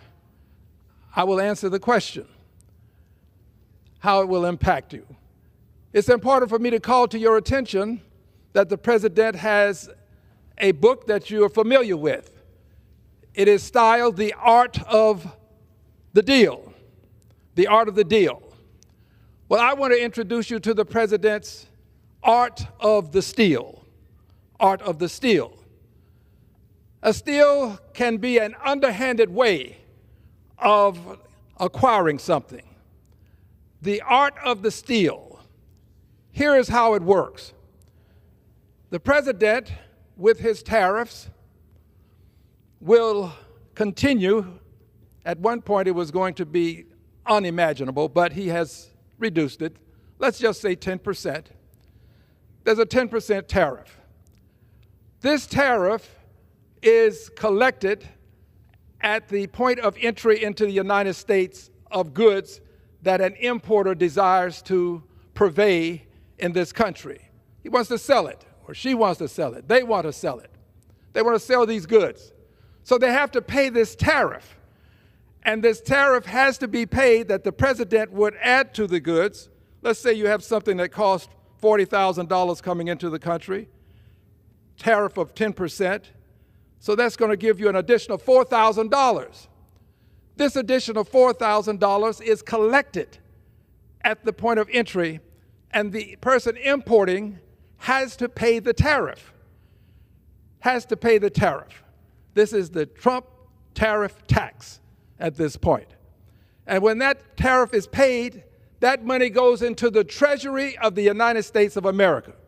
The same place that your tax dollars will go, into the Treasury of the United States of America. Tariff, collected, port of entry, let's say $4,000 on a $40,000 item, if it's a 10% tariff. And when it is collected, it goes again, important to remember, into the Treasury. Now, that person who imports and has this additional tax now to deal with will do what you will see when you buy something and you're in a state that has a sales tax. You'll see that the item costs X amount of dollars. If it's something that costs $40,000 and there's a 10% sales tax, then you'll see that there's a tax on there, sales tax of 10% or $4,000. Well, here is where the stealth comes in. Here's where the art of the steal begins. When the person sells that $40,000 item and has to add that additional $4,000 to it, that person becomes somewhat of a tax collector for the Trump tariff tax steal. That person who purchased this item, brought it into the country, paid $40,000 for it, and then had to pay $4,000 more, making it $44,000, adds that $4,000 to that product when you buy it. That $4,000 is added. The unfortunate thing is, it's not done the way a sales tax is done. It's not noted that you are paying it. You pay it because it's a part of buying the product. But there's nothing that will say this is the Trump tariff tax steal. it won't be there. It's a very stealthy way of doing business. Most people don't realize that they're paying this tariff, this tax, this steal, if you will. They do. But we really haven't gotten to the essence of what's important here. That money, that $4,000 that was paid at the point of entry, now collected from you because the person who is selling, purveying, does not want to pay that because they're operating possibly on a thin profit margin. They already have an overhead that they have to consider. So you pay it. Now it goes into the Treasury. And here's where it gets really stealthy. The steal gets stealthy. Because at some point the president is desiring to say, I gave you a tax break. You got a tax break from the president. Well, here is the truth. That tax break that you think you're getting or may get and the billionaires will get, that's the money that came out of your pocket. The president was desiring to get this huge tariff because that would be more money in the coffer coming out of your pocket so that it could then be some of it. You don't get it back dollar for dollar. You might get some of it back. Some. You may not get any depending on your tax circumstance. The billionaires will get plenty. You may not get any. This is a stealthy way of doing business. It's a steal. This is why it is the art of the steal that has been developed by this president so that he can take money out of your pocket, put it into the Treasury, and then say later on, you now have a tax break. I think that people who understand this will understand why tariffs are not always a great benefit to you. They can be a benefit in some circumstances, but remember, the president was putting a tariff on some 90+ countries. He was putting a tariff on any and every country that he could find a means by which he could tax with a tariff. And some places didn't have people to actually tax with a tariff, just animal life. But he was desperate because he wants to get money into the coffer, the Treasury of the United States of America, so that he can then say to you, you have now a tax break. Some of you may, billionaires will, have a tax break, but it's really money out of your pocket that is being returned to you in a diminished fashion. This is the art of the steal as perfected or as is being perfected by our president. Our president understands also that there are other ways to get money into this coffer, the Treasury. You could get money into the Treasury by simply having Medicare or Medicaid have some cuts into these two programs, these two health care programs. And this can be done because there has been an indication in this House that some $880 billion will be cut or should be cut. I'm going to fight it. Attempt to cut, I'm going to fight it, from the committee that has jurisdiction over Medicaid and Medicare. $880 billion. You can't cut $880 billion out of the appropriations that would emanate from that committee without cutting into Medicaid or Medicare. You have to do it. Well, when that is done, that money goes into the Treasury. So now you add the stealth tax, which was a tariff, and you add the money that you're saving now by putting people who need health care in harm's way as it relates to their health care, put that money in. And when I say people who need it, I'm talking about people who have long-term illnesses and they're seniors, they are dual eligible persons, may qualify for Medicaid and Medicare, so they need these long-term hospitalization programs available to them. That can be cut. Talking about children in this country, approximately 40% of all children benefit from Medicaid at some point in their lives. That can be cut. These cuts would then go into the cuts to children that would impact children and impact seniors, would go into the coffer, and again, add this to the stealth tariff tax, and you have more money that you can now pass back to people who are going to get a break and say, here's what the government is sending you by way of cutting taxes and giving you additional money. Friends, I conclude that this is a very stealthy way of doing business when people don't always understand. I believe that if people truly understand how the president is amassing this tax break for billionaires, I think they're going to be exceedingly upset. And there are many ways to express how upset you are. You can do this always peacefully. Many are going to protest. Others will do it at the polls. A good many of my colleagues who are participating as persons who are aiding and abetting, if you will, many of them will find that, as they are finding out currently, that they are going to be received in less than a very warm way when they find themselves having town meetings. They're already experiencing this. That's why many of them are not having their town meetings. But they're going to experience it also when we have an election, because people aren't going to forget this.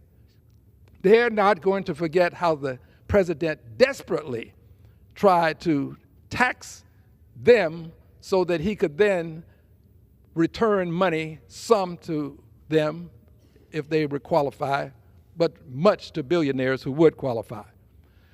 This is, in my opinion, a shameful and disgraceful way for the president to tell people that they're going to get a tax break when it's really their money that is being returned to them by way of this tariff. I would also remind people that as we move forward, I have indicated that impeachment is imminent. The filing of articles of impeachment is imminent. We are currently in a countdown to impeachment. Now, those who know me know that I wouldn't say this if I were not going to move on with it. And I am. We will have articles of impeachment filed. I cannot tell you what the vote will be, and there are some who would say, well, you shouldn't file the articles of impeachment if you can't win. No, you need to know where people stand. You really do. We need to know. I heard a member just yesterday indicate that we need to have a certain thing brought before the House to understand where people are. It is not unusual for us to have votes to find out where people are on certain issues. And this is no exception. And the first articles of impeachment may not succeed. The second may not succeed. But having laid the foundation for the president's impeachment in the past, I know that impeachment can succeed. And I also know that should Democrats reclaim the House and the Senate by margins that are sufficient to not only impeach but to convict, I believe that the president can be removed from office. He talks of having another term. Well, Mr. President, you're not going to have another term. That's not going to happen.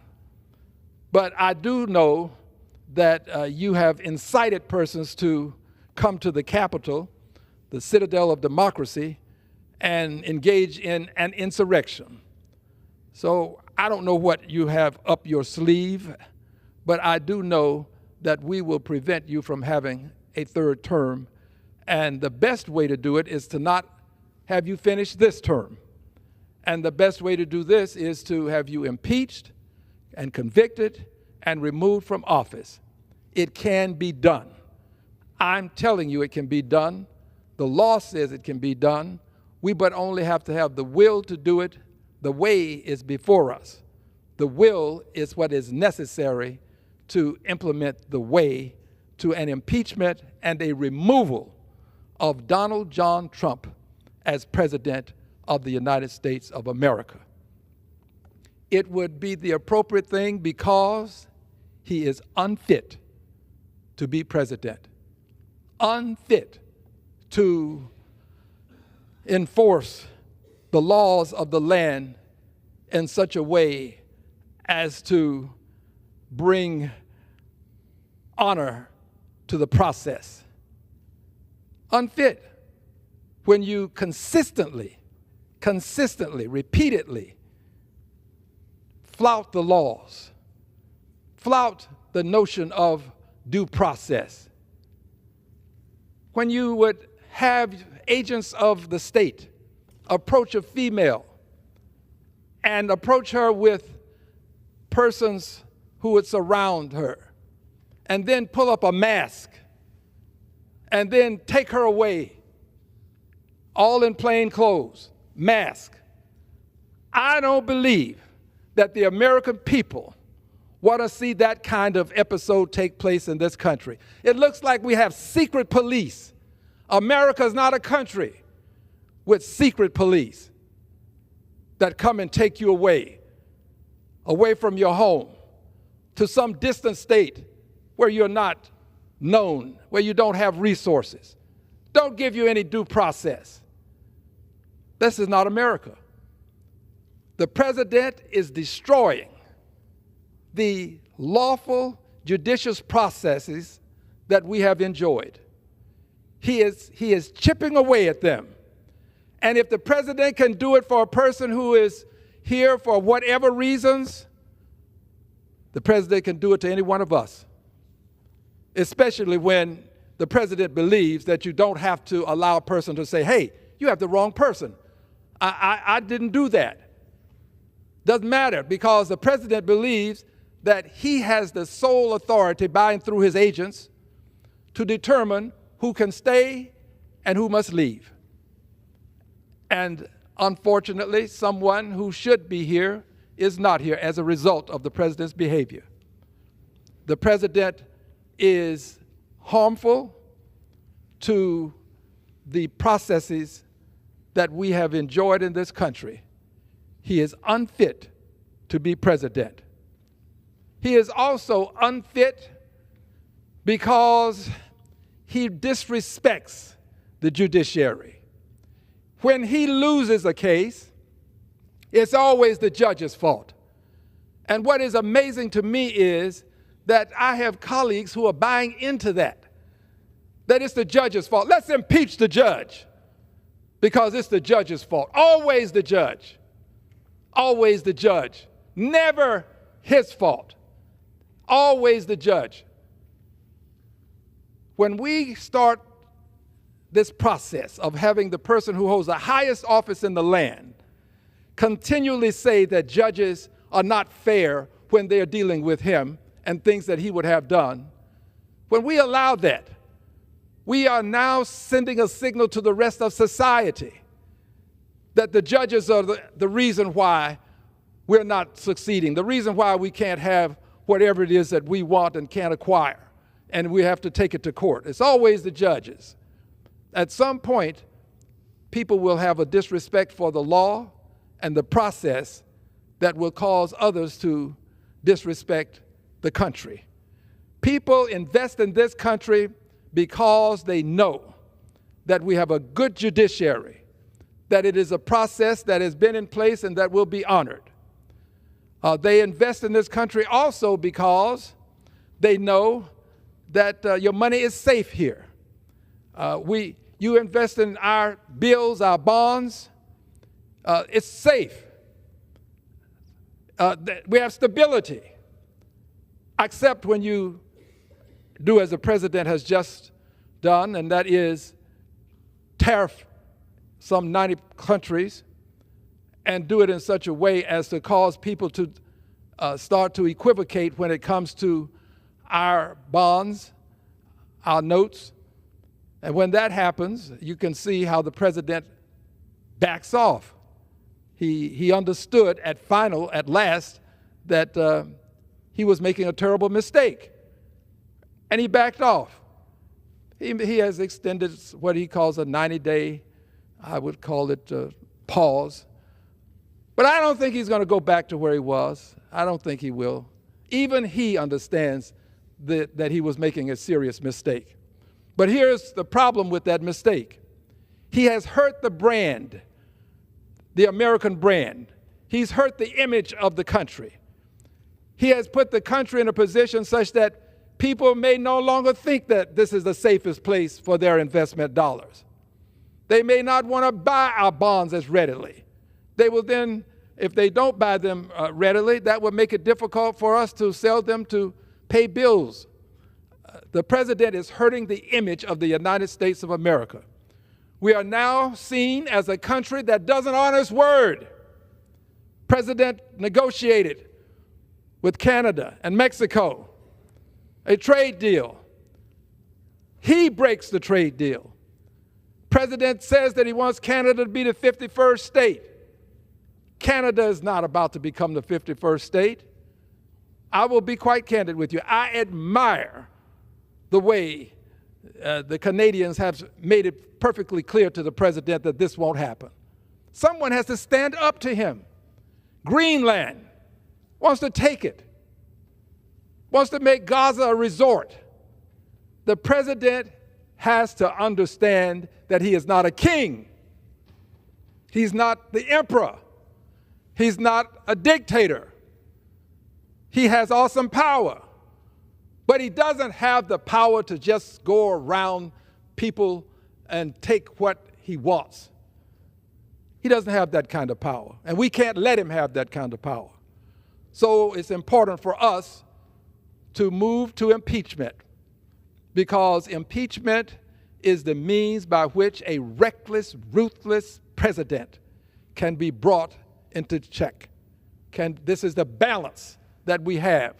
When all else fails, when the Congress majority refuses to act, and when he disregards the orders of the courts, impeachment is still available. I intend to bring articles of impeachment. I don't know what the vote would be. My guess is that you're not going to get the vote required, but you will get the opportunity to see who believes in what we have said. We said that the president was a detriment to democracy. We talked about how he would harm the country if he got back into office. Let's find out if we meant that. One of the ways we'll find out is with articles of impeachment. I'm proud to serve my country. I am proud to be an American. It means something to me.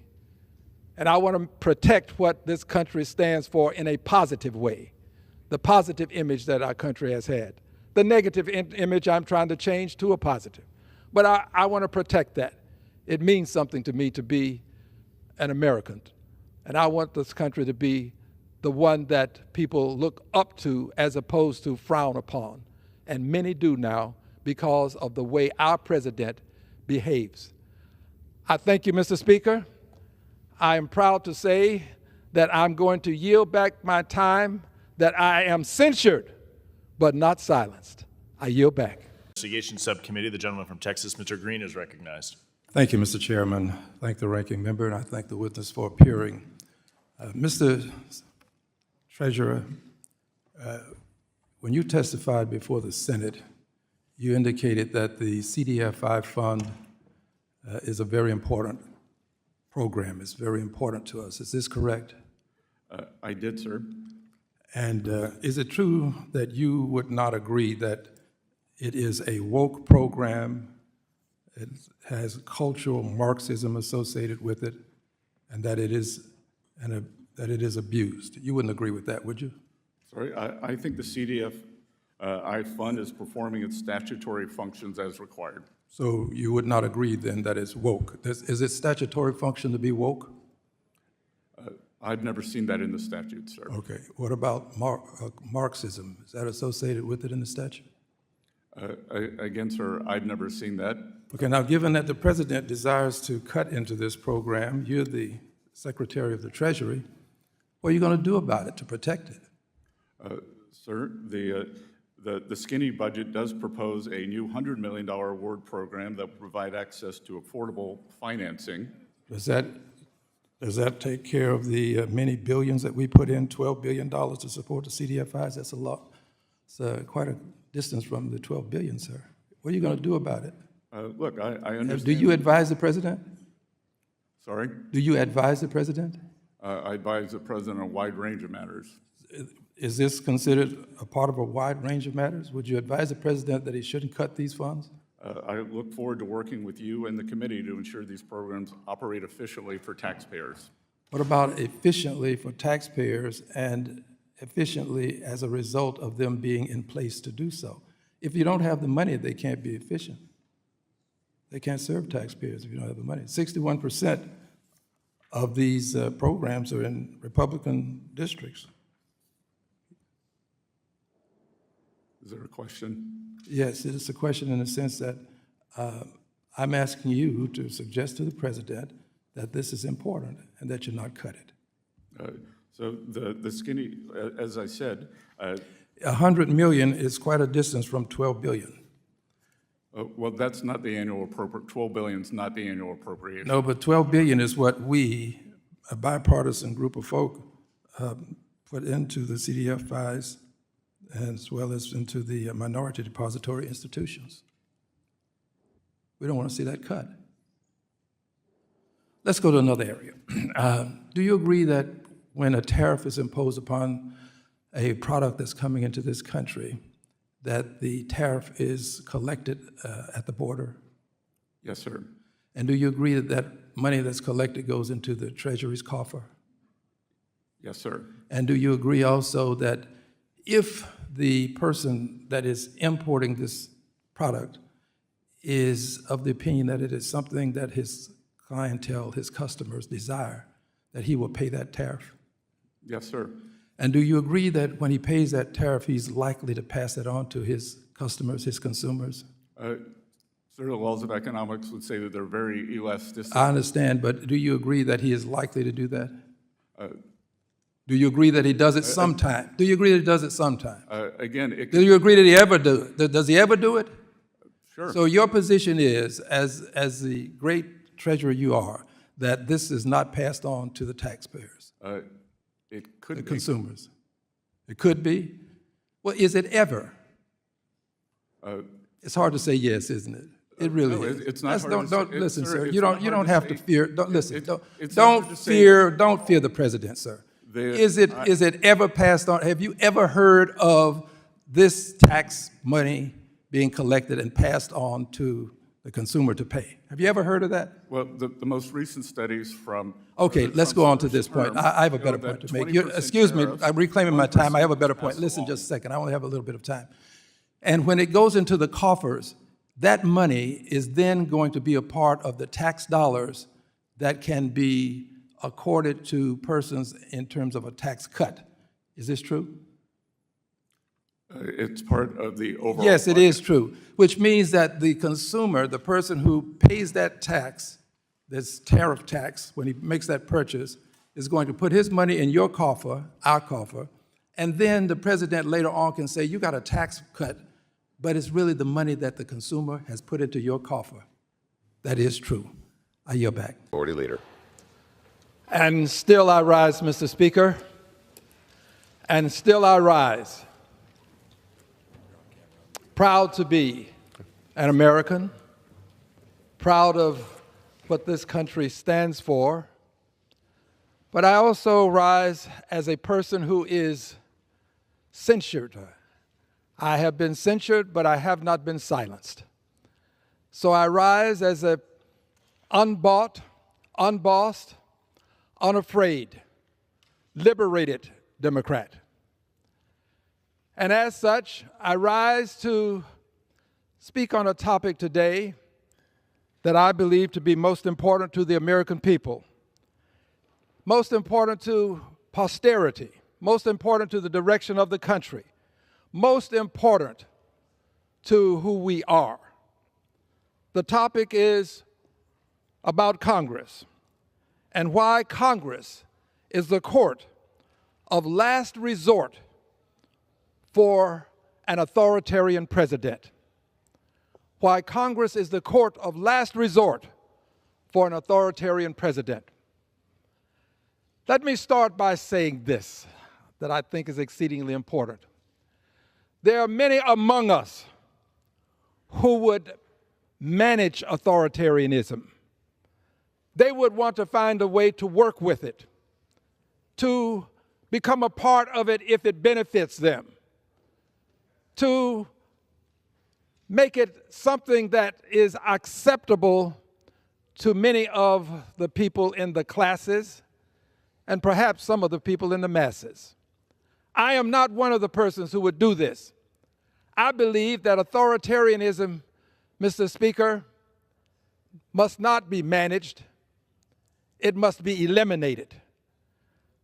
This country was founded upon the basic premise that it would be a democratic republic where you elect your representatives to vote for you. This is a democracy. And as such, in this democratic republic, I choose to stand and fight this movement toward authoritarianism. I stand to do so because the greatness of America is not going to be found among a very few who have power concentrated in their hands, or in a single person who has power concentrated in his hands. That's not where the greatness of America is achieved. The greatness of America is achieved by the people having the power and the people making the decisions, by having a Supreme Court that is respected, that is honored, by having a judiciary that is respected, by having a Congress that is respected, by avoiding what could become authoritarianism that metamorphoses into something even greater in harm to this country than the authoritarianism we face today. So I rise to indicate that Congress is the court of last resort for an authoritarian president. And here's why.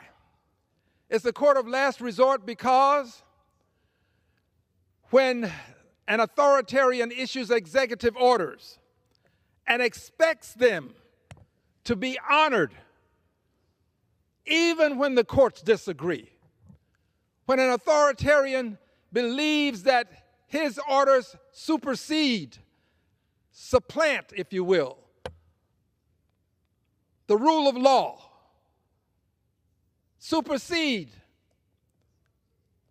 what has become commonplace in terms of understanding the rule of law in this country. When an authoritarian will defy federal courts and including the Supreme Court, then we have to conclude that the Supreme Court may not be the court of last resort as it should be for an authoritarian president, someone who is assuming power that he should not assume, with executive orders that cannot change the Constitution. When you have a president who, by executive order, believes that he can remove people from the country without due process, and when this president is told that due process must be accorded people before you can take this extreme action, and when this president is told not only must there be due process, but if you believe that the court has made a ruling that is inappropriate, that the court has made a mistake, that you must still honor that court order and appeal, that the appellate courts will then take charge of what you believe to be an incorrect decision by the courts. And when you see a president saying to the country that a court that has issued an order that he does not agree with, but contends is inappropriate for various and sundry reasons, when you see that president say that the judge that issued that order should be impeached, you're now moving into authoritarianism. But when that president then sits with others in his cabinet and they are caught on national TV indicating why they can defy the federal court's orders after having been told that you have to appeal, after having been told that you cannot do what you have done, after having been told that you have to facilitate the return of someone that you have improperly, and according to what members of this administration have said, removed from the country by mistake, then you have to bring that person the relief necessary for that person to raise his hand and say, you got the wrong person. For that person to say, I want my rights of due process under the law in this country. So we have a president who believes that his orders, his executive orders, exceed and supersede the orders of federal courts. How do I know? Because he has not returned a person to this country that he was told to facilitate the return of, such that he could receive due process, or just facilitate such that this person could get due process. It hasn't happened.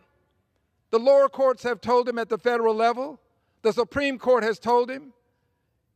And the evidence now exists that he understands what facilitate means, because there was a second person who was removed without due process, removed to another country without due process.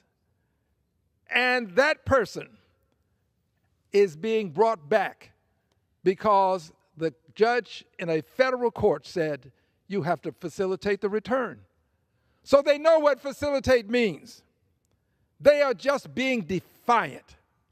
They're just ignoring the orders of the federal courts. They are flouting the orders of the Supreme Court of the United States of America. Make no mistake about it, we are now dealing with an authoritarian president that I choose not to manage. I choose to eliminate the authoritarianism. I don't want us to try to find a way to get along with an authoritarian. And if the Supreme Court cannot manage this authoritarian president to the extent that he would cease and desist and obey the court's orders, and if an authoritarian president now has total control of the Republicans who represent this House and the Senate, total control of them, so they're not going to be able to do anything because he manages their affairs. They have become people who look for a sense of direction. He's become their North Star. He's become the means by which they conclude that they will go this way or they'll move in that direction. So they can't do anything because they have surrendered their sovereignty. They've surrendered their power to make judicious decisions to an authoritarian president. Supreme Court can't stop him. Republicans who control the House and Senate won't stop him. We have an authoritarian president. And when you have an authoritarian president, you do have a court of last resort. The Constitution, Article 2, Section 4 of the Constitution, makes it explicitly clear that we can impeach. And we can impeach for this type of behavior. Not in these exact words, uses language that we're all familiar with: high crimes or misdemeanors, treason, bribery. But we have an authoritarian president who is defying the courts, who does not respect the separation of powers, an authoritarian president who would demean and minimize the role of the judiciary in our system of governance. With such an authoritarian president, impeachment, and this congressional court of last resort is within the power of all 435 members of the House, because the congressional court of last resort has to have a prosecutor. A prosecutor, any one of the 435 can become the prosecutor once you see that impeachable actions are taking place. Any one of us can become the prosecutor. The prosecutor will have what we will have called the equivalent of a grand jury. That will be the rest of the members of the House of Representatives. 435 of us. Some of us can act as prosecutors. Doesn't have to be one, can be more than one, can be many. As many as would want to sign a resolution to impeach. Impeachment, congressional court of last resort. That's where we are now. This is the room where the congressional court of last resort will be convened. And it is convened here to hear a prosecutor, a member of this august body, not known as a prosecutor, but I'm saying it to you such that you can understand this process and see that it is akin to something else that you really do understand. So this prosecutor, this person, this member of Congress will have to stand and read these articles of impeachment. And this is done now because, remember, the Supreme Court can't control this authoritarian president, and my colleagues on the other side of the aisle won't control this authoritarian president. They have the power, but they won't. So impeachment in this congressional court of last resort, Congress, is where the court of last resort lies. I'm familiar with impeachment. I understand the process. And I want you to know that it is imminent. A vote takes place with this grand jury that I call to your attention, which would be the members of Congress. We need but only a majority of the member of Congress to vote in favor of impeachment, and a president can be removed from office. An authoritarian president can be removed from office. If you don't like authoritarianism and you believe that you have an authoritarian president, then you would vote for the articles of impeachment. Now, is there any proof that there are people who don't like authoritarianism and who would vote in theory for impeachment? Well, yes.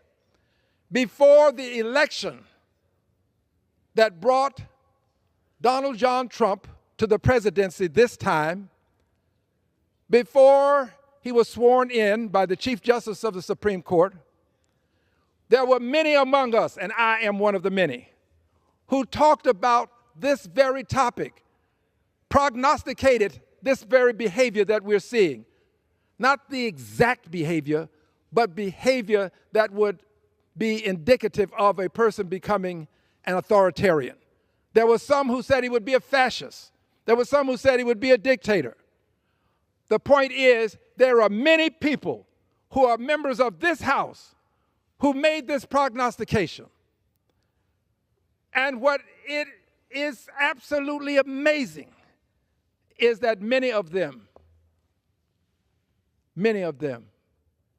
who made these prognostications, who have seen their prognostications become a reality, many of them may not vote to impeach.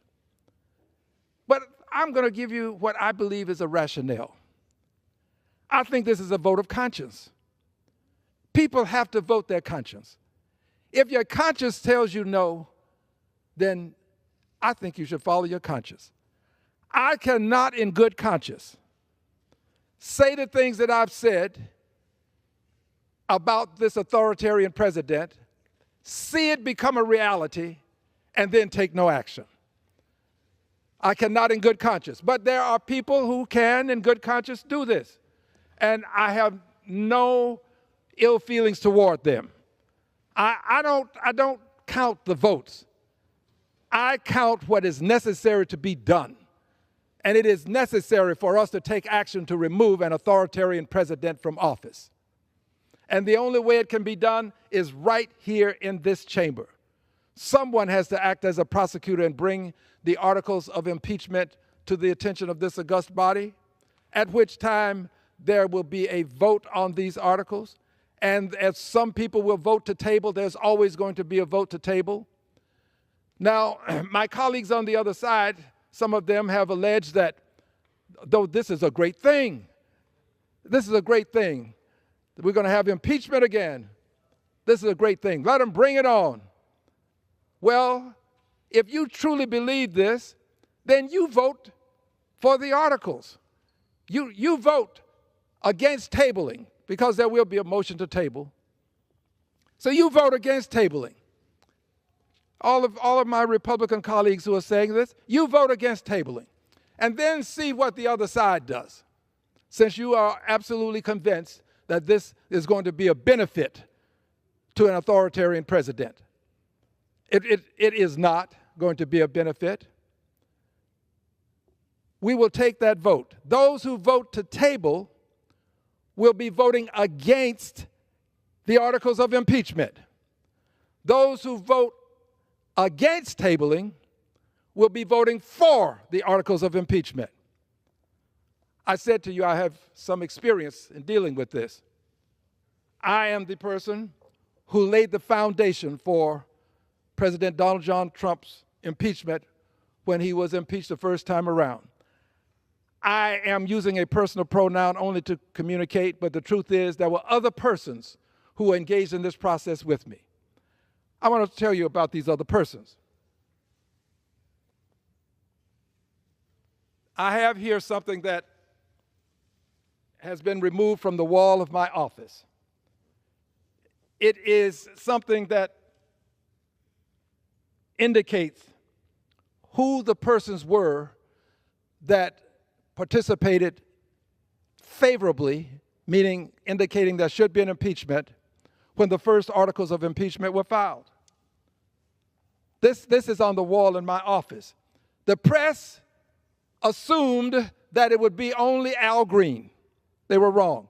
They may be right this time. It may just be only Al Green. I will stand alone, because when it's a question of conscience, it's better to stand alone than not stand at all.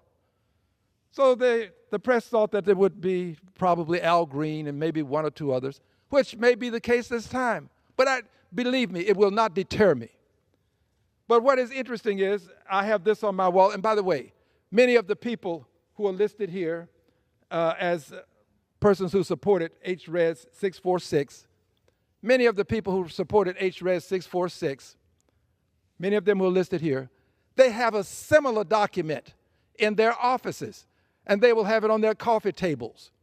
And when people would come in, because this became such an important issue, they were proud to display this and say, yes, I voted to impeach.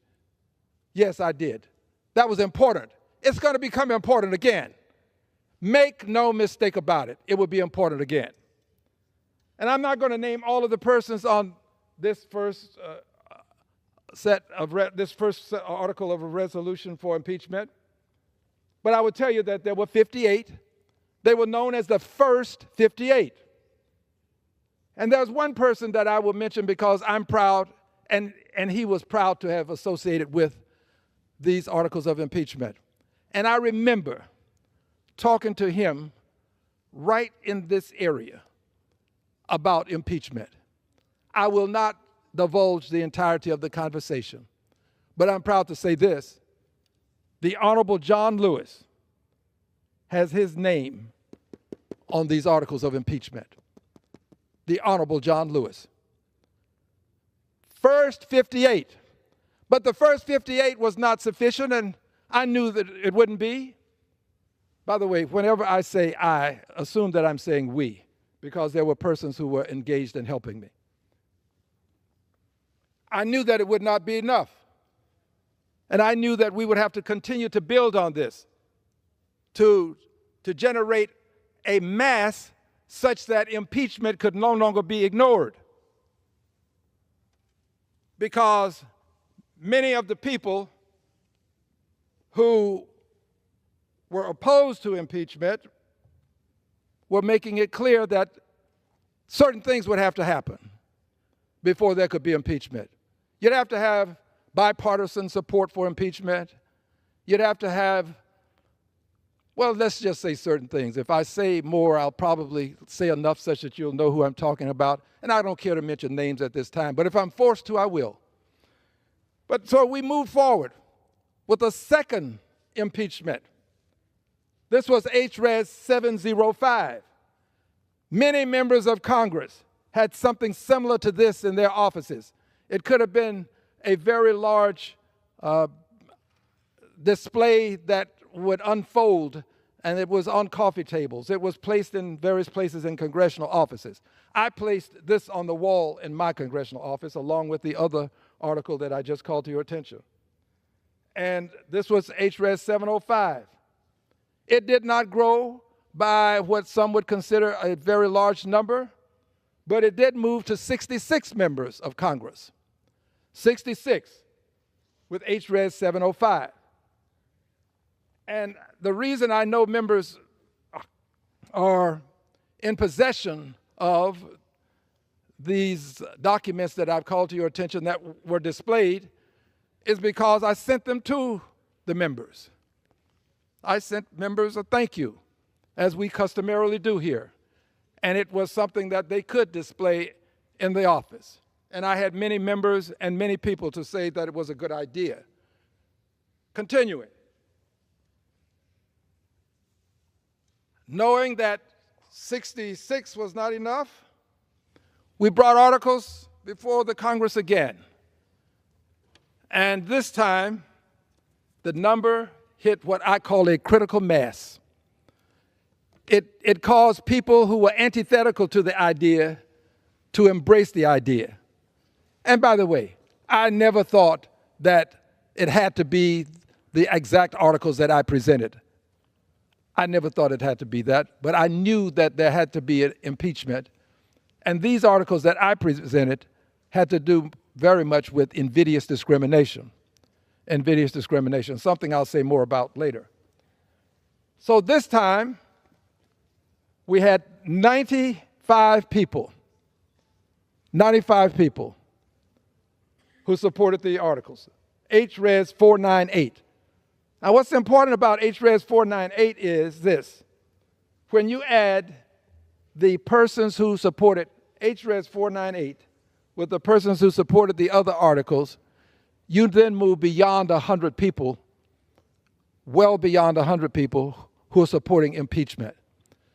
Some supported one set of articles and some did not, but then they supported another.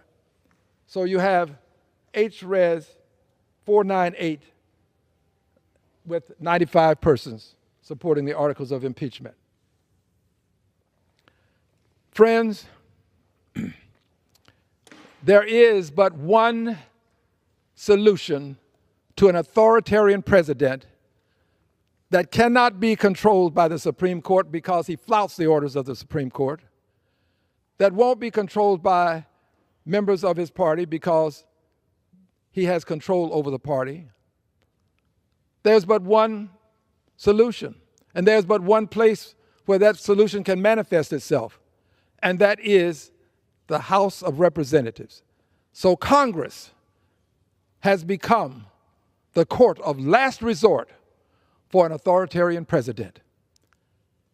And as such, I pledged to many before today, and I pledge to the nation today, that in this month,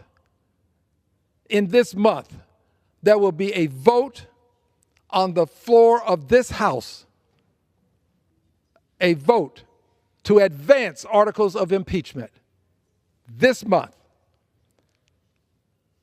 It is necessary, and it will be done. I truly believe in what the country stands for. I know that it has not always lived up to the expectations written in the great documents that support what the country stands for. I know that it has not always lived up to these expectations. But I also know this. It's a country where I can, with due process, with free speech, with freedom of religion. It's a country where I can vote. And it's a country where I can fight to make the difference so that it can live up to these great ideals expressed in these great documents, the Declaration of Independence, the Constitution. And I'm going to fight to maintain the right to fight. That's what this is all about. Not fighting in the sense that I'm going to go out and harm someone, not fighting in this sense that I'm going to use some means of using physicality. No, that's not what I'm talking about. I'm going to fight with peaceful protest. I believe in peaceful protest. I do not in any way condone persons who go out and harm other people. And I have said as much. And yes, I get all of the backlash that others get when they say as much. But I absolutely will continue to say peaceful protest is the way to make change that can make the difference. So I can do it through peaceful protest, and I'm going to do it. That's the kind of fighting that I'm talking about, peaceful protesting. But I can also do it with litigation. So we have protestation, litigation. I've signed on to many briefs, and I will continue to do so. Protestation, litigation. But we also have something else. We have legislation. That's what articles of impeachment are. Legislation. Protestation, absolutely. I will never give up my right to protest. I'm going to fight to maintain that right to protest. Protestation, litigation. I believe in the court system. And then, of course, this whole notion of legislation. These are the means by which we can make the difference. I assure my friends, my colleagues, persons, this is official notice. There will be a vote on articles to impeach Donald John Trump, who is now President of the United States. I do it because conscience dictates that this be done, and it has become a moral imperative that we have to proceed with. Now, I close with this. This is something that came to my attention just recently. There are people who believe, I think, that I will be intimidated. They believe that I will be intimidated. Now, these are people other than those who've already made their many threats that have not intimidated me. But there's a new movement afoot. There's a movement afoot now to do what cannot be done as they see it fast enough through the electoral process, meaning my removal from office. They don't think that the electoral process works effectively, if you will, for them.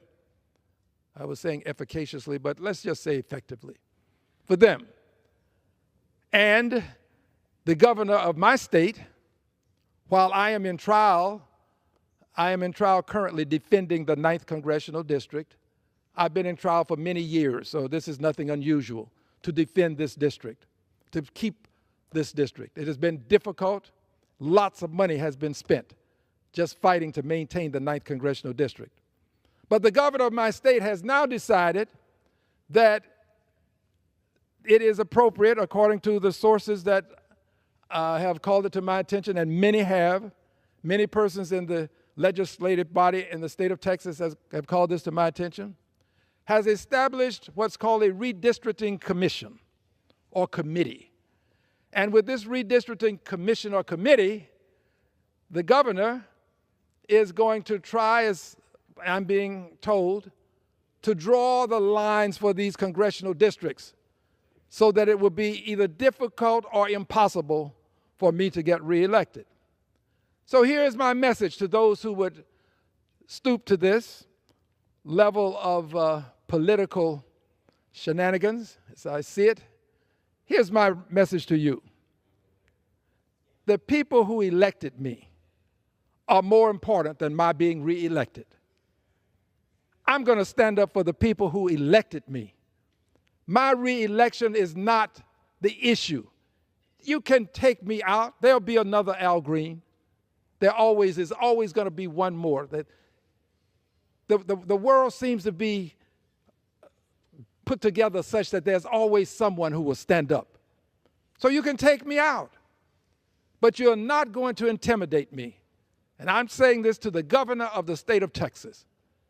Do what you may. Redraw the lines such that I can never get reelected. But I guarantee you this, as long as I'm here, I may be censured, but I won't be silenced. I yield back the balance of my time. Personal request. Leave of absence requested for Mr. Keith Self for Monday, June 10th through June 12th, 2025. Without objection, the request is granted.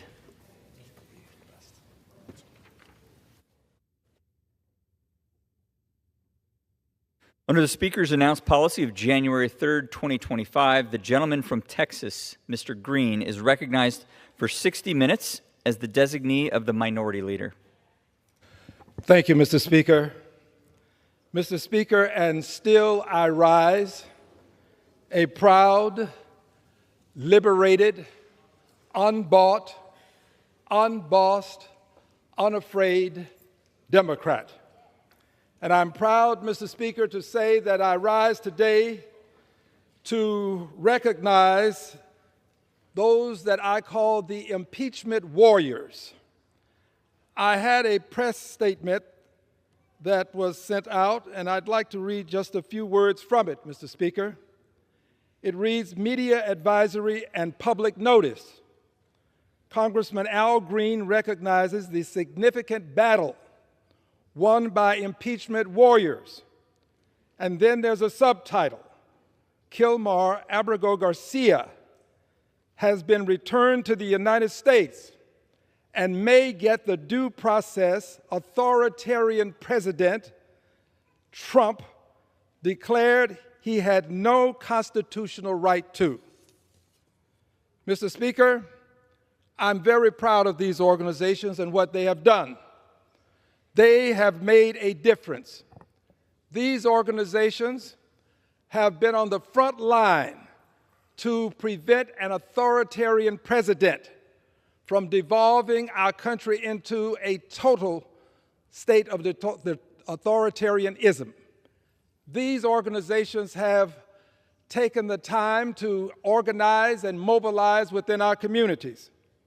And these organizations deserve an expression of appreciation. I believe that organizations that go to this length should have a flag flown over the United States Capitol to honor what they've done, Mr. Speaker. I have in my hands such a flag.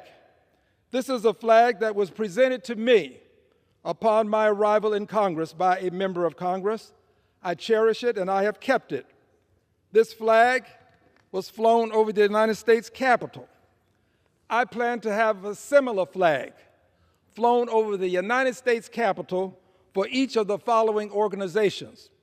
For edification purposes, these flags will be flown over the same Capitol up the same flagpole that had a flag flown for President Kennedy, for Dr. Martin Luther King, for Rosa Parks.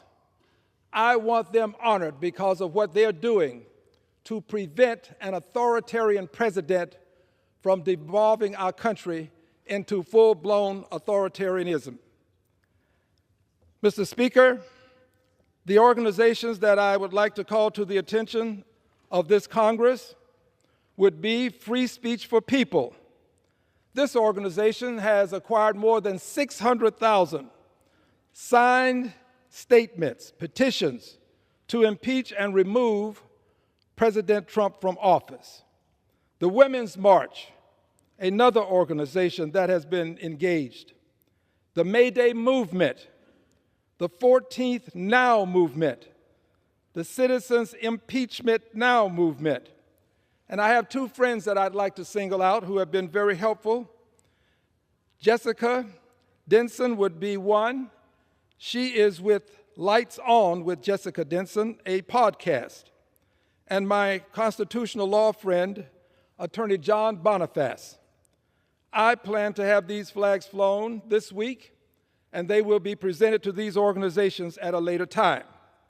These flags will represent what I believe is a true testament from one member of Congress to say to them, please know that you have won a battle.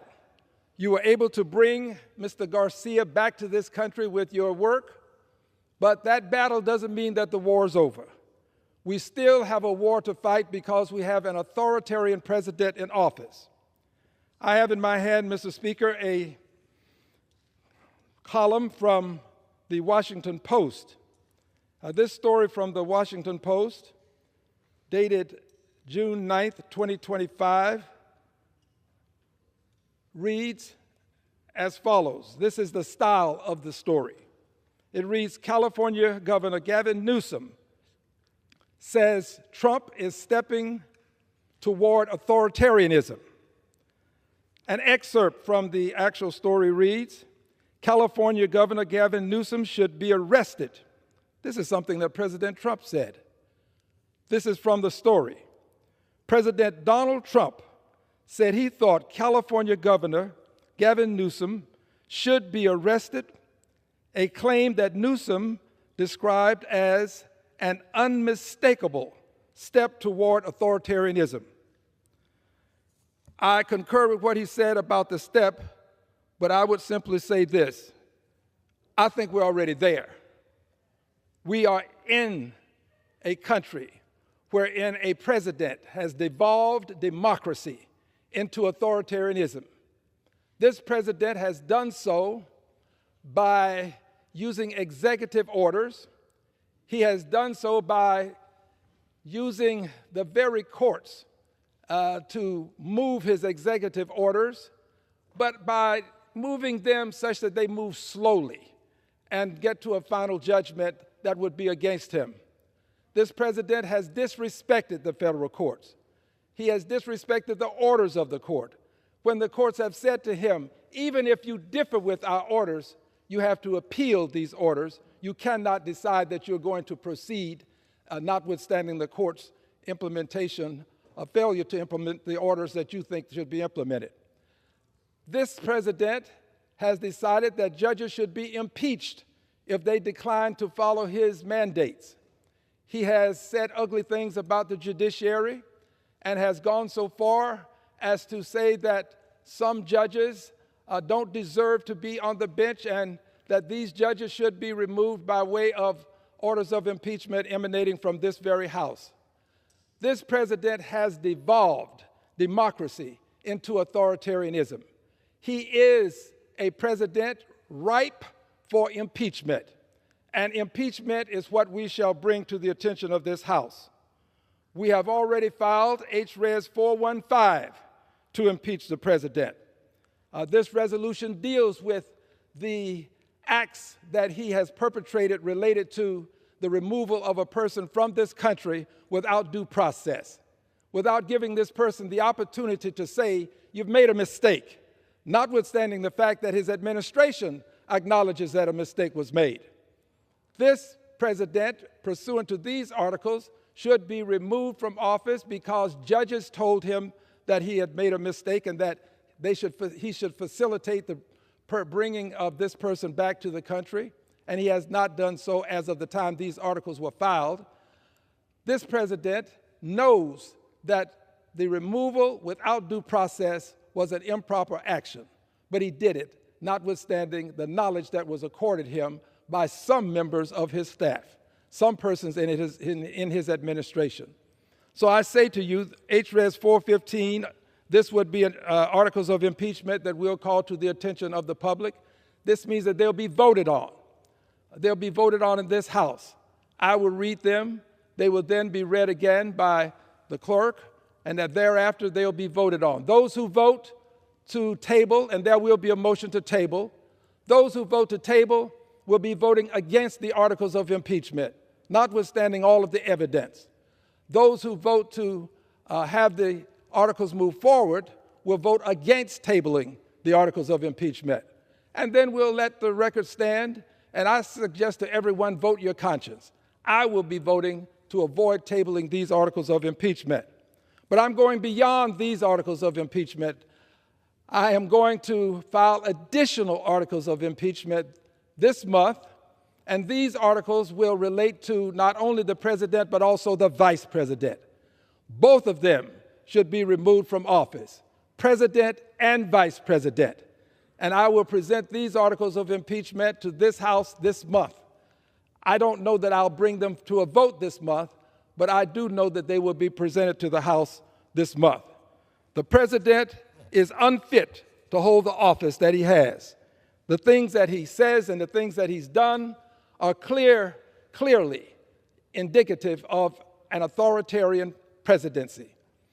Mr. Speaker, I have been censured by this House for the things that I have done. I was in here and I called to the attention of the president that he had no right, I didn't say right, I said that he didn't have a mandate. But I was in essence saying you have no right to eliminate or to cut Medicaid. And then I went on to talk about Social Security and Medicare. I was among the very first to call this to the attention of not only this House and the president, but literally to the attention of this country and the globe. And I was right then, and I'm right now.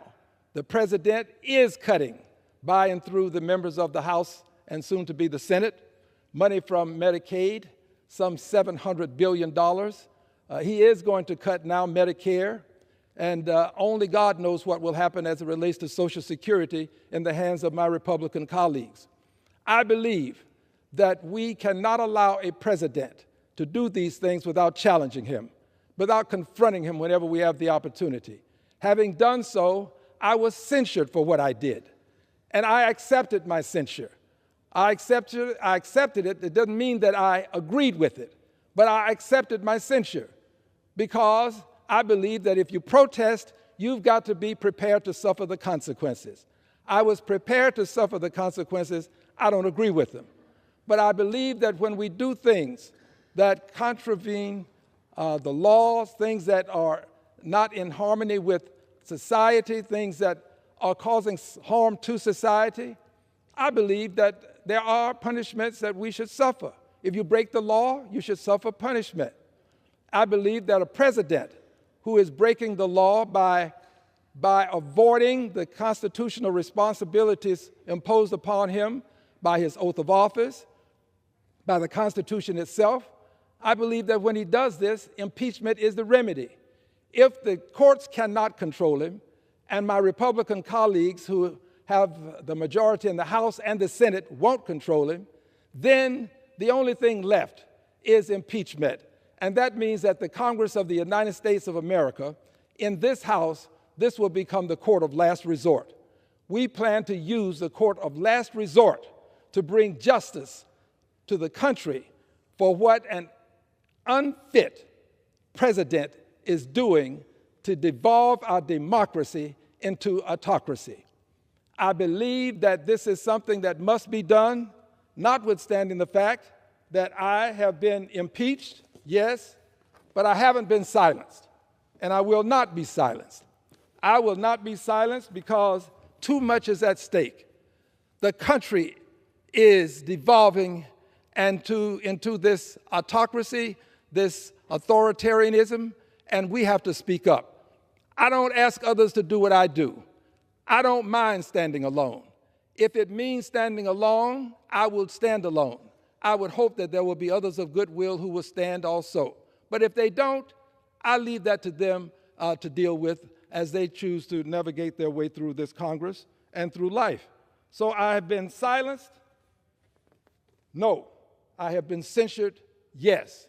And I plan to continue with this movement. This movement is something that I call now a countdown to impeachment. A countdown to impeachment. And this countdown is something that I embrace, and I embrace it with my friends, all of whom I have named, but I think sometimes it bears repeating certain things. I want the folk over at Free Speech for People to know that this countdown to impeachment includes them, and there's more than 600,000 persons that they have on their petition. The Women's March, a group of women who have come together to claim and demand that women have the respect in this society that men have. Example, men get paid more for work that women are doing, same work, but don't get equal pay. Some have estimated it to be about 20+%, maybe 25, 26%. Well, there isn't a man alive who's worth 26 cents more than a woman. We have to make sure that the Women's March is supported, and I'm going to support them. The May Day movement, a movement started to make sure that this president knows that there are people who are going to march and protest to make sure that he is impeached. They're all a part of the countdown to impeachment. The 14th Now movement, something that started very early on in the presidency and the president's reign this time, in this president's term of office. And this movement was started to prevent what is happening now, and that is our government's devolving into authoritarianism. And finally, the citizens' impeachment movement. This movement is something that has grassroots elements associated with it across the country, and I'm proud to say that they are part of the countdown to impeach. The countdown to impeachment. So again, a flag will be flown in honor of these organizations for the efforts that they've made. I will bring additional articles of impeachment to the attention of the Congress this month to impeach not only the president, but also the vice president. And finally, the articles that I have presented already to this Congress will be read and they will be voted on. And make no mistake about it, I will bring additional articles of impeachment because this president continues to breach the mandates of the Constitution. And as long as he continues to do it, I will continue to bring articles of impeachment. I think we're laying the foundation for his being impeached. Finally, this. There are those who contend that we should not impeach at this time. Well, I contend that there are many things that we bring to the floor of the House that we don't get the kind of results that we desire when we bring them initially. Many things. We have brought the equality legislation before the House, and we passed it twice in the House. That doesn't mean that we're not going to continue with it. We're not going to give up on it. It took us almost 100 years to get the Affordable Care Act. We never gave up on it. So bringing things to the attention of the House that don't get passed the first time, that is nothing new. I believe that we will do this and we'll be persistent with it. I also know that as we do it, we will gain additional momentum. There will be many who won't vote for it initially, but then there will be more the second time that will, and more the third time, and the fourth time, and however many times it's necessary to get us to our final impeachment articles that will bring President Trump down. He does not deserve to hold the office that he holds. So impeachment is the remedy when the courts can't control him and his party won't control him. It's left up to us, those of us who have the will and the courage to bring articles of impeachment before the Congress of the United States of America. This will be done. This is my pledge. The countdown to impeachment continues, and I yield back the balance of my time. The gentleman yields back.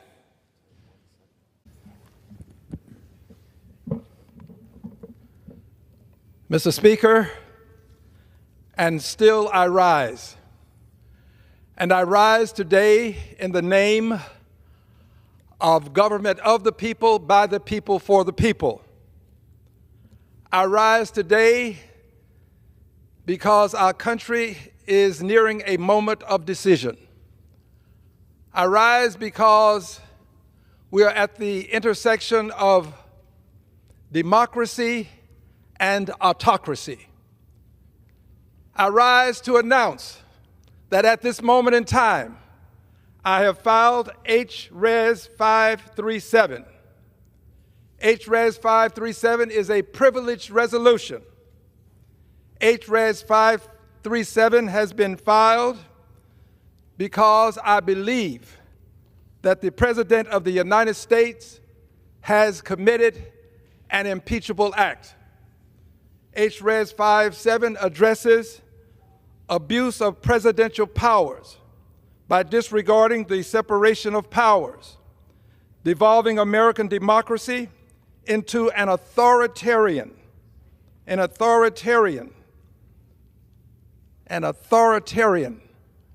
government, usurping congressional power to declare war.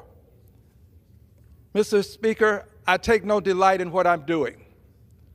I do this because I love my country. I do this because I understand that the Constitution is going to be meaningful or it will be meaningless. I do it because I understand that the President of the United States of America has a duty to consult Congress before taking this country to war.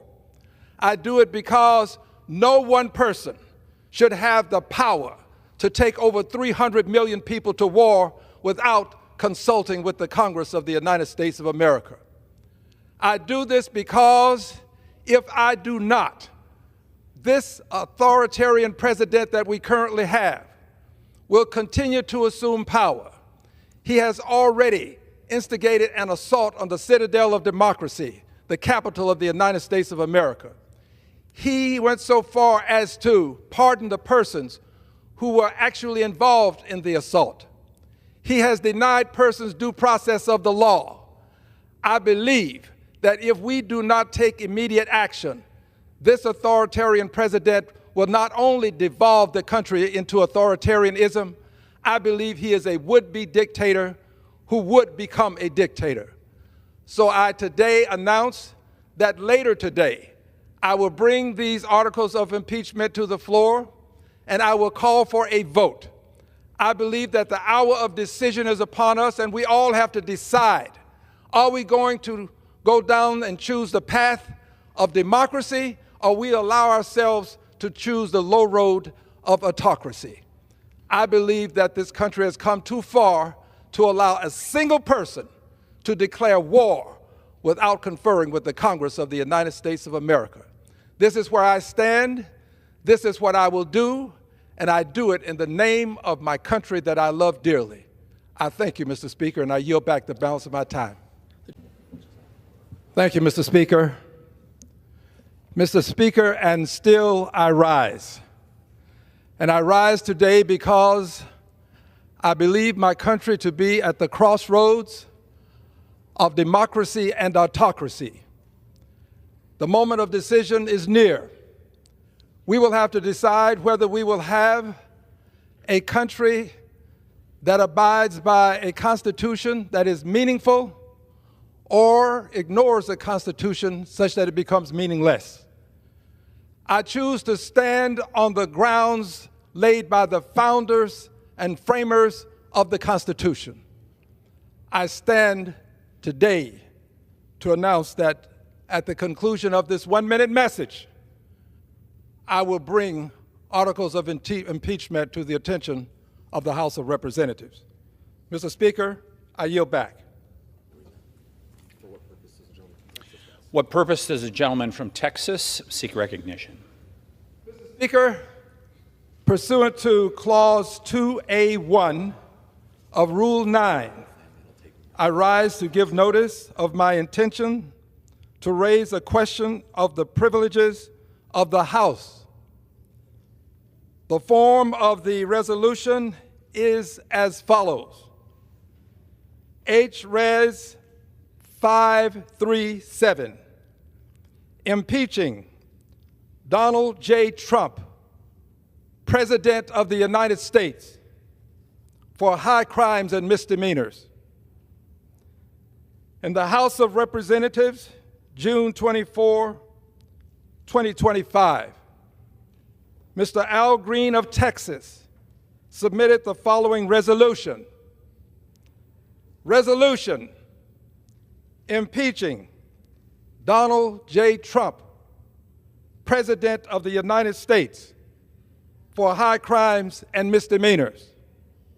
Resolved that Donald J. Trump, President of the United States, is impeached for high crimes and misdemeanors, and the following articles of impeachment be exhibited to the Senate. Articles of impeachment exhibited by the House of Representatives of the United States of America, and in the name of itself and the people of the United States of America, against Donald J. Trump, President of the United States of America, in maintenance and support of his impeachment against him for high crimes and misdemeanors. Article 1, abuse of presidential powers by disregarding the separation of powers, devolving American democracy into authoritarianism by unconstitutionally usurping Congress's power to declare war.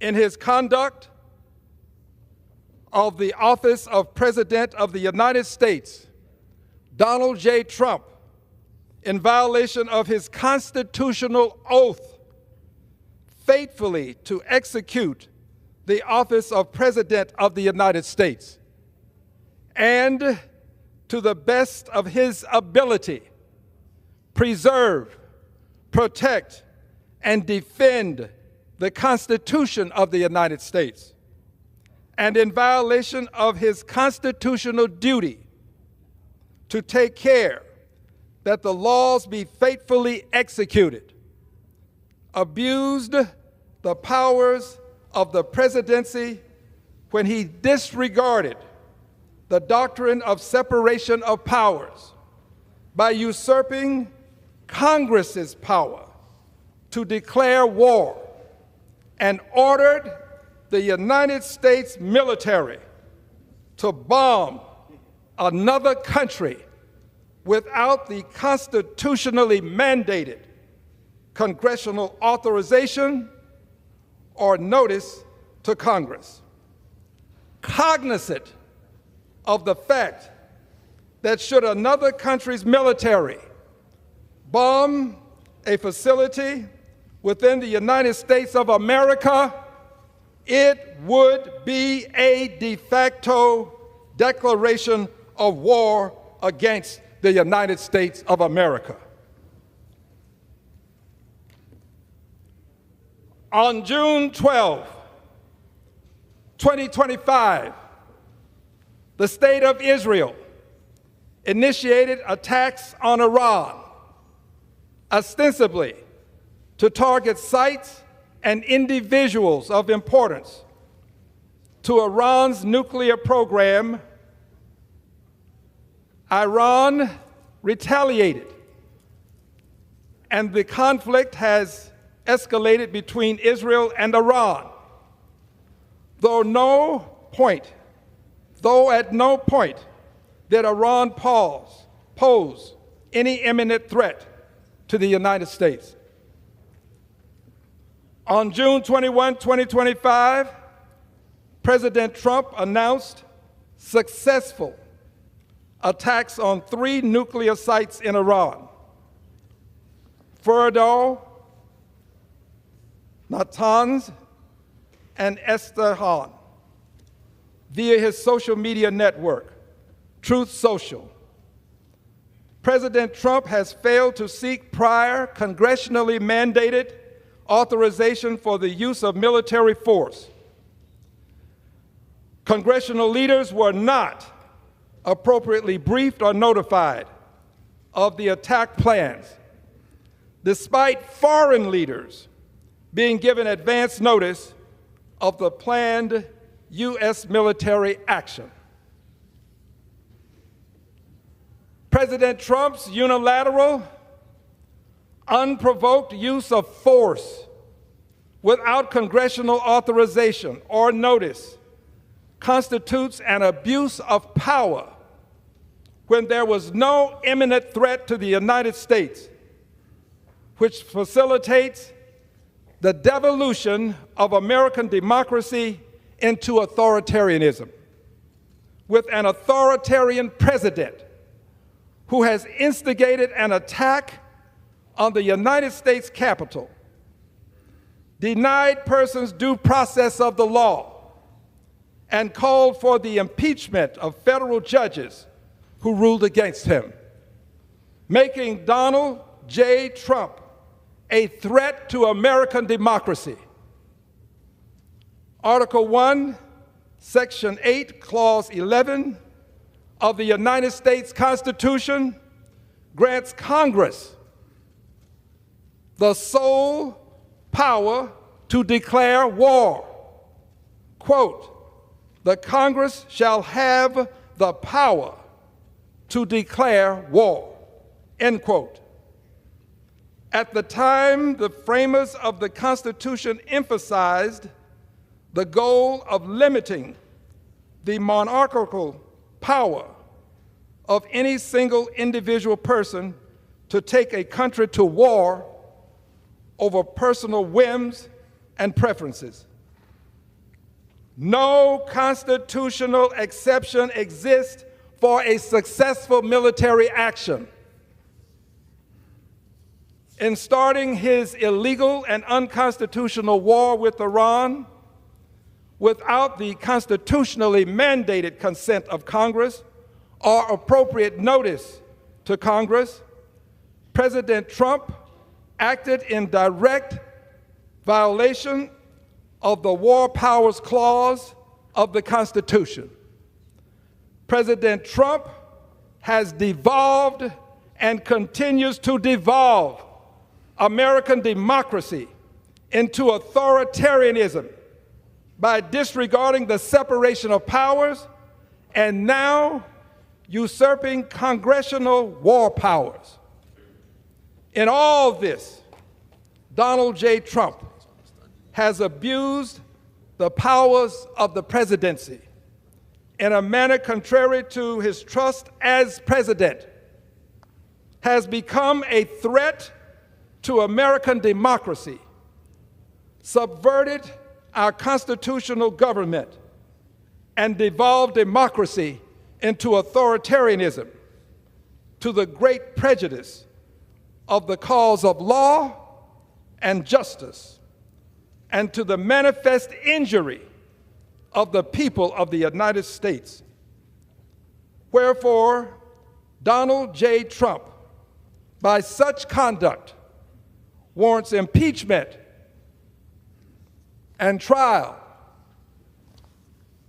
and removal from office. I yield back the balance of my time. Under Rule 9, a resolution offered from... Thank you, Mr. Speaker. Mr. Speaker, and still I rise. I say and still I rise because I have been censured, but I'd like to assure people that I have not been silenced. Censured but not silenced. And I rise today, Mr. Speaker, proud to say that I am an ally of the LGBTQIA+ community, an ally. And I rise as an ally, Mr. Speaker, to acknowledge that HRES 550, the original LGBTQIA Pride Month resolution of 1925, is a part of the history of the records of the House of Representatives. This resolution is a resolution that I'm honored to present annually, and it speaks to the accomplishments of the community, but it also addresses many of the things that are shortcomings in our society as they impact the community. So I'm proud today to rise and say that as an ally of the community, this resolution has 125 co-sponsors. For many, that might not seem like a lot, but I can recall a time when we had many persons who wanted to sign on, but for reasons that were associated with elections and politics, they would not sign on. I think people are overcoming those concerns and those fears, and they're recognizing the fact that we ought not discriminate against people because of who they are. I believe that it would be beneficial for people to talk to people who are from the community before drawing conclusions. I especially say this as it relates to the trans community. There are many issues to be discussed about the trans community, but today I just want to acknowledge that having talked to people from the trans community, having had an opportunity to have dialogue where I can ask questions and get answers from the people themselves, I have come to a conclusion that this community exists because people literally want to be themselves. I spoke to a trans person who informed me that this person, without giving any hint as to whom it is, because the person has spoken to me in confidence, but this person indicated that since the person could recognize the image in a mirror, the person realized that there was a need to have a different image because the person wanted to be of a different sex than the person was assigned at birth. I have talked to more than one person who has given me similar evidence. I think we ought to believe people when they say this. I just don't think that people will go out of their way to try to convince you that this is appropriate and would do some of the things necessary to identify themselves properly just to get attention. Nobody wants to get attention by having surgery that costs thousands of dollars. Nobody wants to get attention by having to face a society that rejects too often people because they don't understand who they are and what they're all about. We're talking about people who just want to live their lives and be left alone. They're not trying to impose themselves upon other people. These are decent human beings who just want to be left alone and be allowed to be themselves. I cannot for the life of me understand how someone could see this as harmful to society in the main. I have myself been discriminated against. Having been born a son of the segregated South, having been born an African American, I have been discriminated against. I can remember when I had to go to the back door to get food simply because of how I looked. Had nothing to do with any behavior that I exhibited. Just because of the color of my skin, I had to go to back doors. I had to drink from a filthy colored water fountain with a pristine white water fountain next to it, simply because of the color of my skin and how I looked. I had to sit in the balcony of the movie and the back of the bus simply because of how I looked. And I am so grateful to God for having me have those experiences, because it gives me some sense of appreciation for what others go through simply because of who they say they are. We cannot We cannot have the great country that we claim we are if we will continue to discriminate against people because of who they say they are. This is the United States of America. Liberty and justice for all. That has to include the trans community. It really does have to include it to the extent that they can walk the streets and not be in fear. There are still people who will harm members of the trans community if they can catch them at a certain place at a certain time when nobody's looking, just because of who they are. We talk about other people living in fear, and I think we should, because there are others living in fear as well. But little attention is given to this community and the fear that it has to live and coexist with simply because of who they say they are. So, Mr. Speaker, I'm proud to have this resolution presented today. I plan to continue to introduce the Pride Resolution. I've been doing so for some time now. I had the honor of serving with the Honorable Barney Frank when I was in Congress. The Honorable Barney Frank, as a member of Congress from 1981 to 2013, is recognized in this resolution as an honorary co-sponsor of the resolution.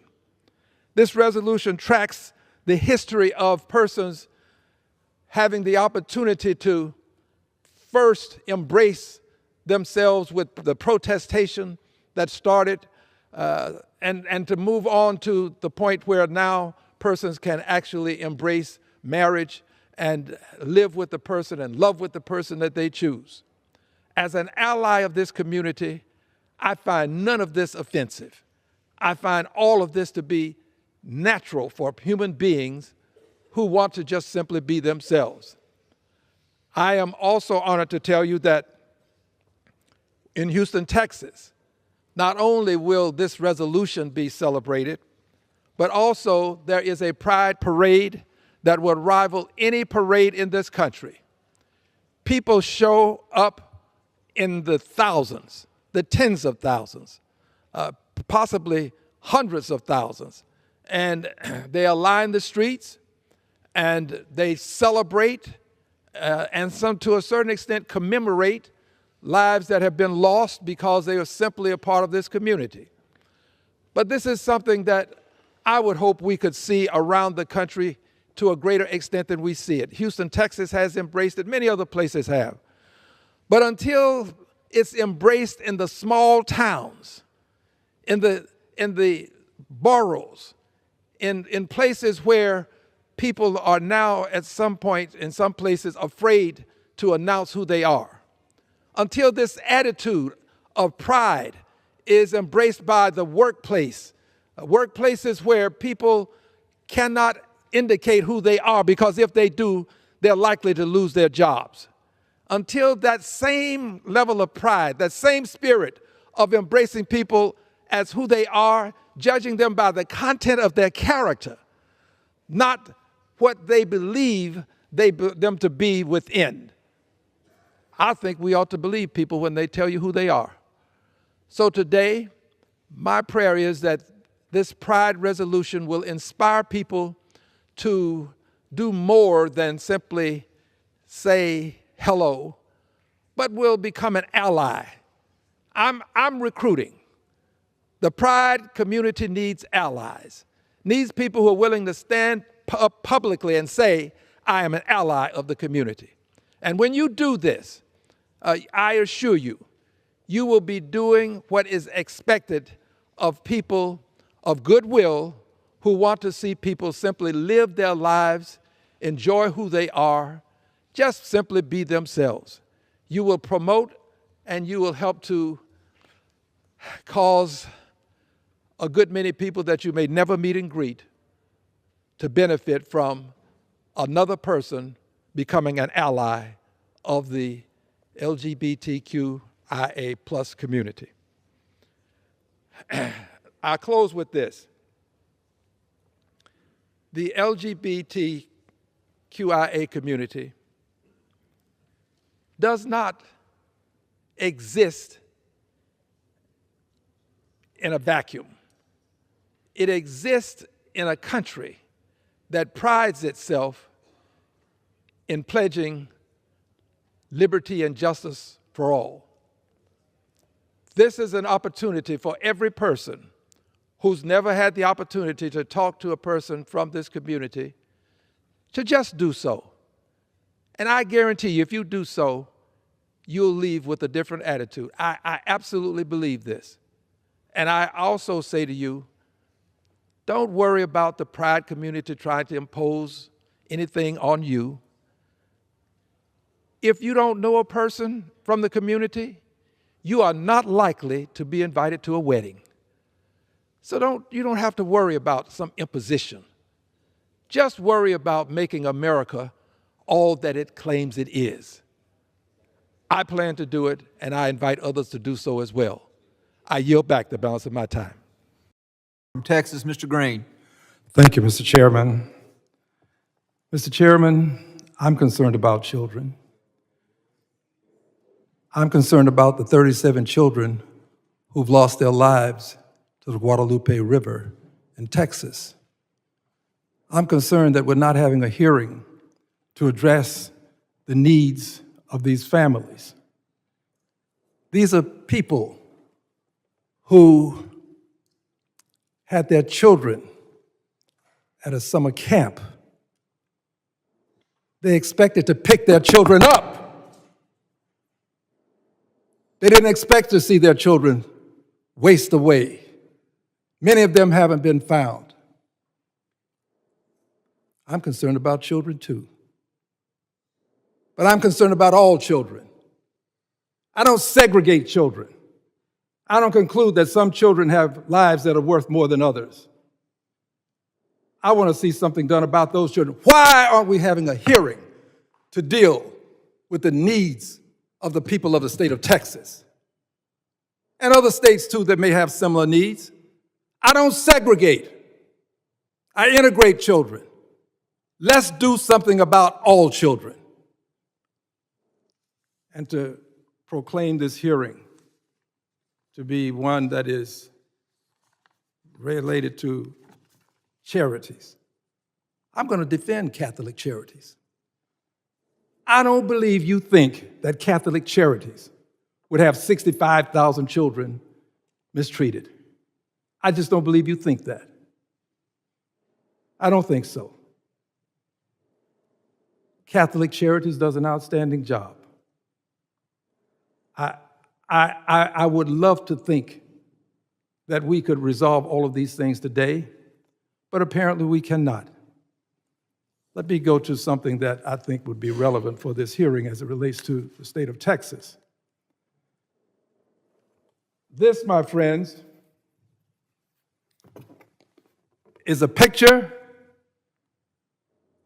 of Mr. David Richardson, missing.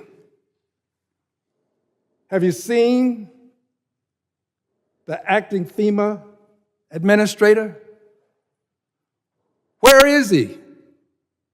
Why is he not here to help us understand what's happening to those children in Texas? To explain to those parents why FEMA has been feckless and ineffective. I have intelligence in my hand indicating that an internal FEMA assessment ordered by David Richardson, the current senior official performing the duties of FEMA administrator, dated May 12, 2025, paint a dire and deeply troubling picture. According to these internal reviews, FEMA is fundamentally unprepared to respond to national emergencies due to severe workforce reductions, workforce reductions, terminated contracts, and systemic management under the current Trump administration. I care about all children. I want to help resolve any issues that we have with children. I don't want to see us decide that we can't have a hearing to deal with this man who's missing in action. Let me have this, please. Missing in action. Missing at a time when he ought to be on the ground in the state of Texas. Where is he? Why aren't we subpoenaing him? Why don't we get him here? Well, let's find out if we really are serious about children. Let's find out if we can get him here. Mr. Chairman, given that the secretary won't appear and can't be subpoenaed because you've already taken that issue up, pursuant to Clause 2K6 of Rule 11, I move that the committee subpoena David Richardson, senior official performing the duties of FEMA administrator. I want to see where you stand. Why can't we have him here? Why can't he come in and talk about? You have these three witnesses here to talk about the other children? Good. Let's get him here. I so move, Mr. Chairman. Mr. Chairman. Gentleman's time has expired. Is there a motion? Move to table. Motion to table. All those in favor of the motion to table, and before we call the motion is non-debatable and is privileged. So all those in favor of the motion to table, please signify by saying aye. Aye. Any opposed, no? No, Mr. Chairman. Of the chair, the ayes have it. Yes, sir, Mr. Green. Green of Texas would have this committee go on record explaining why. Recorded vote has been requested. Mr. Clerk.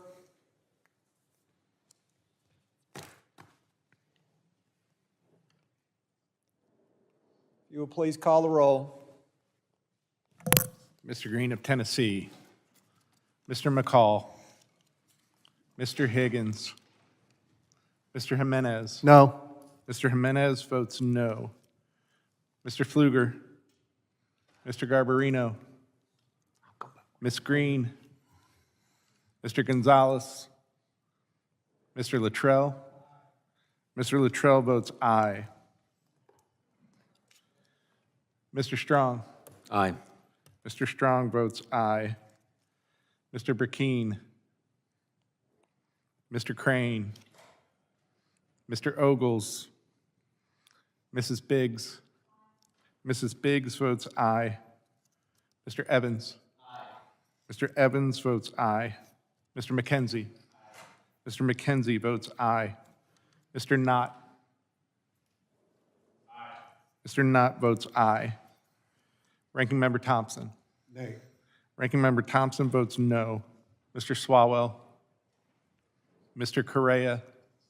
No. Mr. Correa votes no. Mr. Tanadar. No. Mr. Tanadar votes no. Mr. Magaziner. Mr. Goldman. Mrs. Ramirez. Mr. Kennedy. No. Mr. Kennedy votes no. Mrs. McIver. Ms. Johnson. Mr. Hernandez. Ms. Poe. Mr. Carter. Mr. Carter votes no. Mr. Green of Texas. On behalf of the 37 children who've lost their lives, Green votes nay. Mr. Green of Texas votes no. Do any members wish to change their vote? Mr. Chairman, I wish to change my vote to yes. Mr. Jimenez votes aye. Are there any other members who have not yet been recorded that wish to vote? Mr. Crane votes aye. Mr. Clerk, how am I recorded? The chairman has not been recorded. Guest votes aye. Chairman Guest votes aye. If the clerk will please report the total.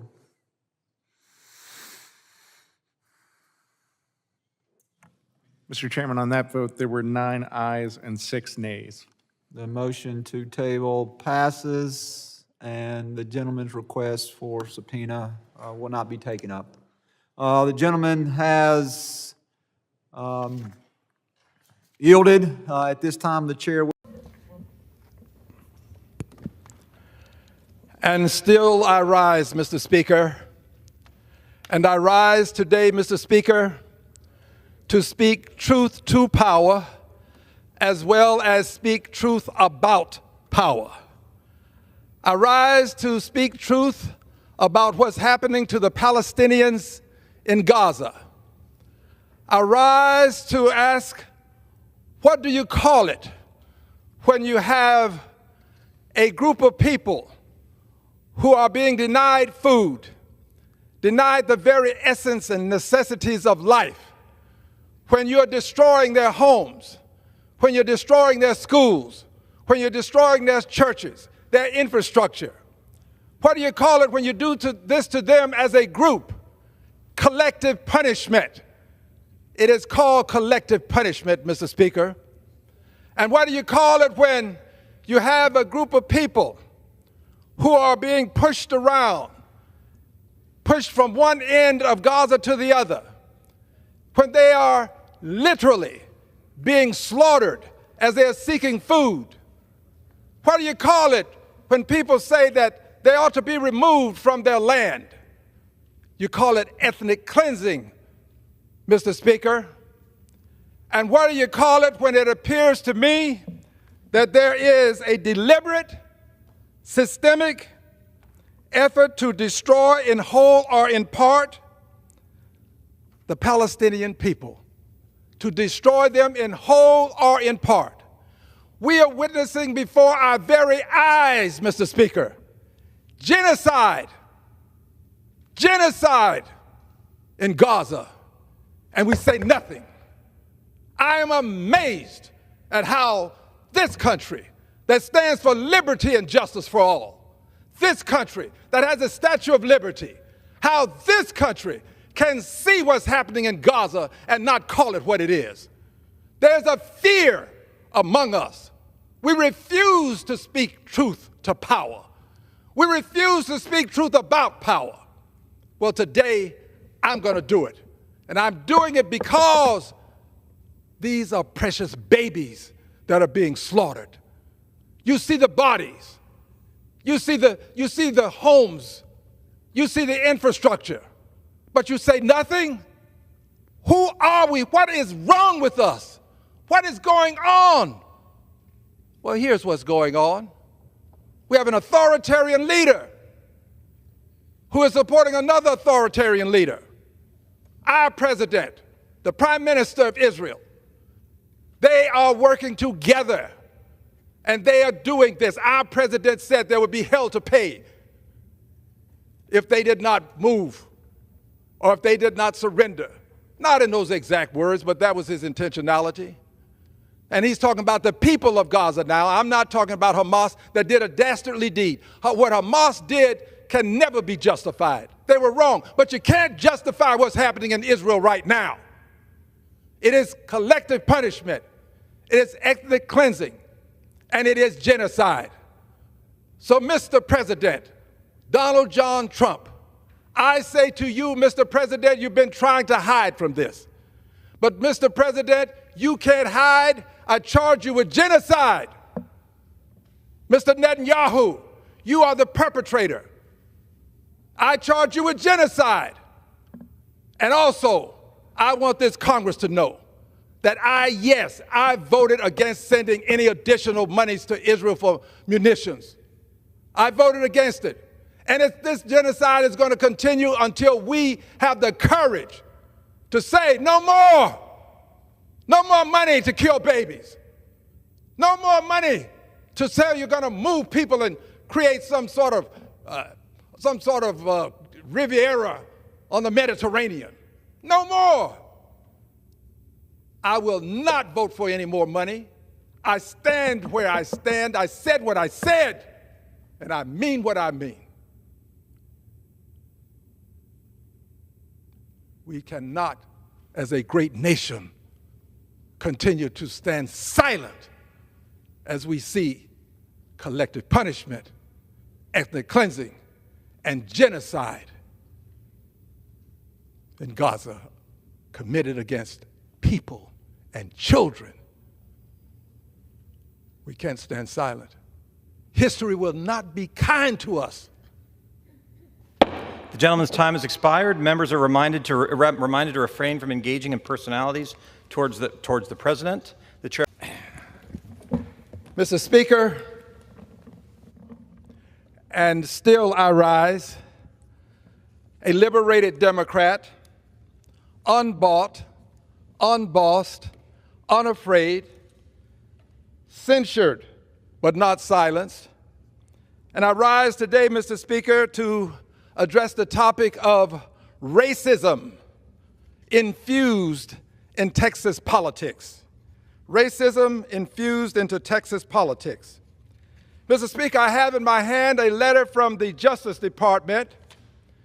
It is a letter that has as its reference unconstitutional race-based congressional districts, and then it cites the districts. Texas District 9, occupied by a person of color. Texas 18 was occupied by a person of color who is deceased, to be filled soon. 29, occupied by a person of color. 33, occupied by a person of color. Now, this letter goes on to infuse race into the conversation. Read the last line, last sentence in the last paragraph. It reads, if the state of Texas fails to rectify the racial gerrymandering of Texas 9, Texas 18, Texas 29, and Texas 33, the Attorney General reserves the right to seek legal action against the state, including without limitation under the 14th Amendment. So race has been infused into this letter. It is sent to the Honorable Greg Abbott, that's the governor of the state of Texas, and the Honorable Ken Paxton. Dear friends, at the end of the day, if they can fulfill what they proclaim in this letter, there will be more white representation in Congress from Texas and less black and Latino representation. This is nothing more than an attempt to silence many of the voices that are emanating from communities of color in the state of Texas. It is racist. Now, there in this country seems to be a problem with people saying racist. It's okay to say anti-Semitism, but don't say racism. Racism has not received the same amount of acclaim when it comes to dealing with racist issues that anti-Semitism has received when it comes to dealing with things that are anti-Semitic. Well, I'm not afraid. I'm going to speak truth to power and about power. And here is the truth. Under this president, Republicanism is eroding and devolving into racism. Under this president, who has declined to allow persons from countries of color to come into the country when he has opened the door to Anglos from South Africa. This president has found a way to circumvent what would ordinarily be a society that appreciates and respects people of all colors, and he's turning society against people of color. This letter, if they succeed with this, will be the equivalent of having a mid-decade redistricting without the empirical evidence necessary to do it with a sense of justice. They will do this, and in so doing, it's comparable to having the halftime at a basketball game, and one team decides, because they have the power to do so, to remove 2 players from the other team and let that team proceed with 3 players, and they'll now proceed with 5. Oh no, wait, you have to have 10 players on the floor. So what they'll do is they'll just take those 2 players and they'll add them to their team. So they'll play with 7 and the other team will play with 3. They are diminishing the amount of representation that people of color will have in the state of Texas. Republicanism is being equated to racism too often in this country, and that is not the case. Republicanism has always been about conservative policies, but now they're about racist policy. This president is injecting racism into presidential policy. It is unconstitutional. I'm going to fight it, but more than that, I'm going to tell the truth about it. And if I happen to be one of those who is extricated, who is removed, evicted, if I happen to be one of those, I will be bloodied but not unbowed. Nobody is going to silence me. You can come after me, but you won't stop me, you won't silence me. I refuse to allow republicanism in the form of racism to dictate the policies in the state of Texas without my voice being heard. And finally, this. Friends, I have on my Texas tie. I'm proud to represent my state. The gentleman's time's expired. And I'm proud to say I The stand gentleman's time's against expired. republicanism as racism. Members are reminded to refrain from engaging in personalities towards the president. Next, we'll hear from Congressman Al Green. Thank you very much. And I thank my colleagues who are here representing the state of Texas as representatives and senators. I thank you because you're making a difference. And I thank you for your hospitality that you've shown us since we've been here. It means something to me to come to Austin, Texas, and see you at work. But I'm also proud of something. I am very proud to be a Democrat.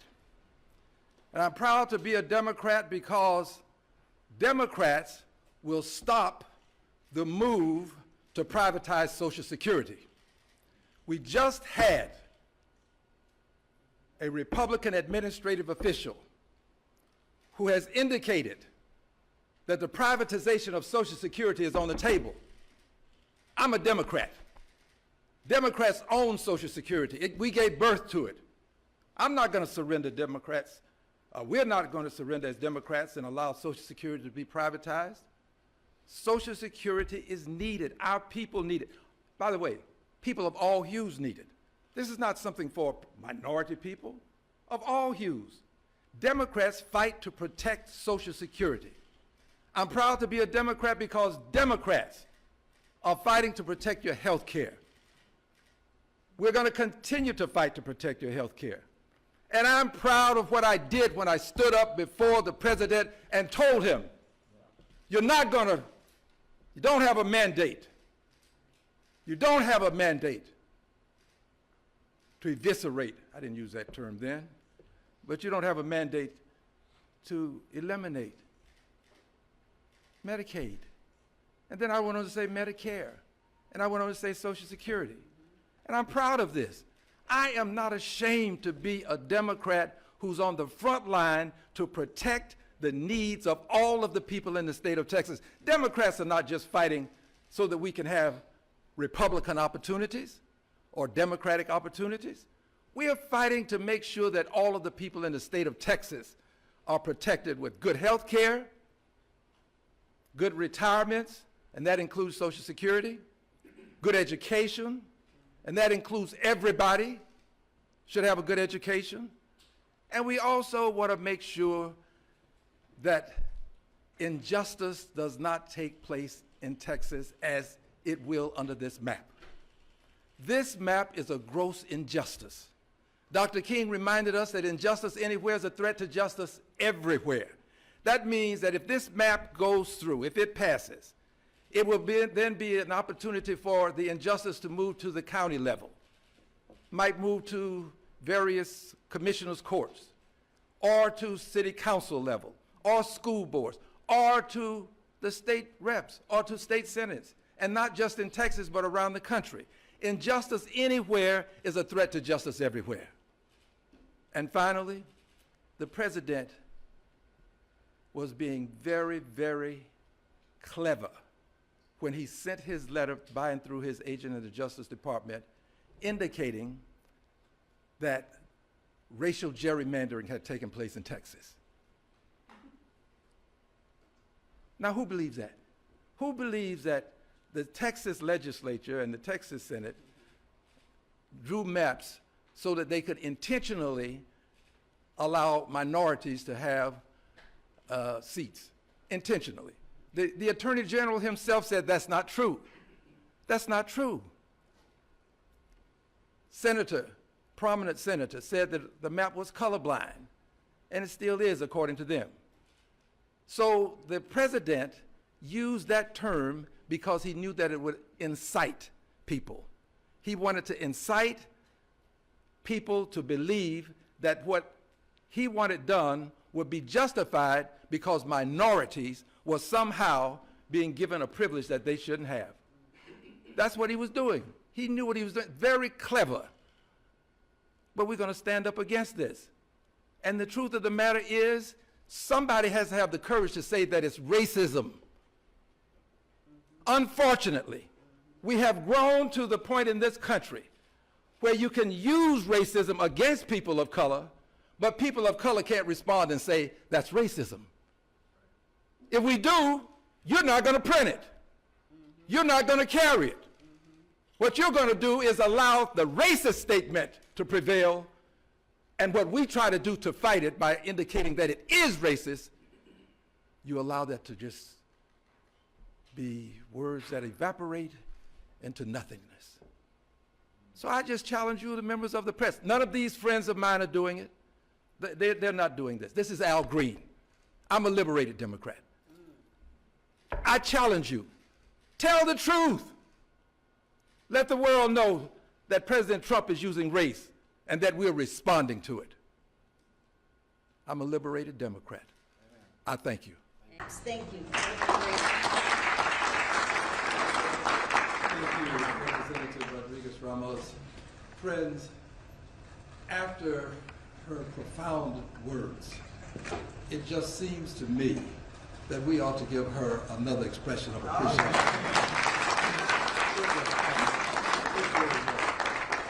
And to all of my colleagues who have traversed some great distance to be here, and I'm talking about the state representatives now, I consider you my colleagues, it's easy to do something when you don't have to do it. They are leaving their homes, they're leaving their families, they have jobs, they have responsibilities, and this is courage that is uncommon. And with this kind of courage, they ought to be commended as well. Let's give them a big hand, please.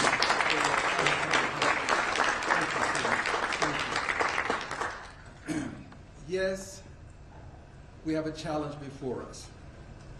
Dr. King reminded us that life is an inescapable network of mutuality, tied to a single garment of destiny. What impacts one directly impacts all indirectly. And that's what we're facing now, this challenge of it not being Texas. It's not just Texas. It really is the United States of America, because if they succeed in Texas, they will take this to other states. They will take this to the county court level. They will take this to the commissioners, the school boards. They will take this across the length and breadth of the country, but they'll do it if we only stand by and watch them. But if we take a stand, we can stop them. That's what we're doing today. We're taking a stand, and we're going to prevent them from going forward in Texas. All right.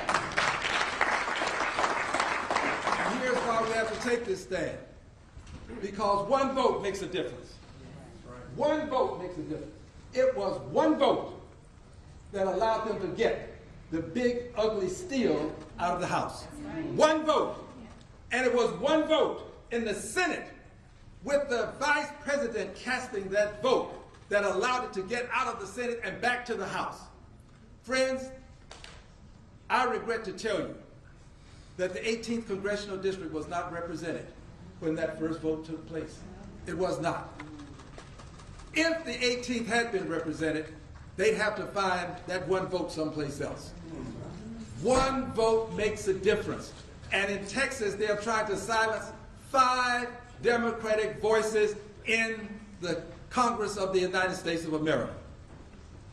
They have already made an effort to eliminate some of the districts. They're no longer going to be, there's no possibility of Democrats being elected. They are doing what the president has insisted be done, and I want you to know that we didn't introduce the race card. When this message was sent by and through the Justice Department to the state of Texas, to our Attorney General, they mentioned the race card because they talked about racial gerrymandering. They brought it up, and when they brought it up, they did it knowing that this was a buzzword. It was a trigger. They knew that if they could use the race card in Texas, where we've had white primaries, and when the Supreme Court said, well, you can't do that, then we had white pre-primaries. where we've had all sorts of obstacles to voting, they knew that that's a buzzword that people would respond to in Texas.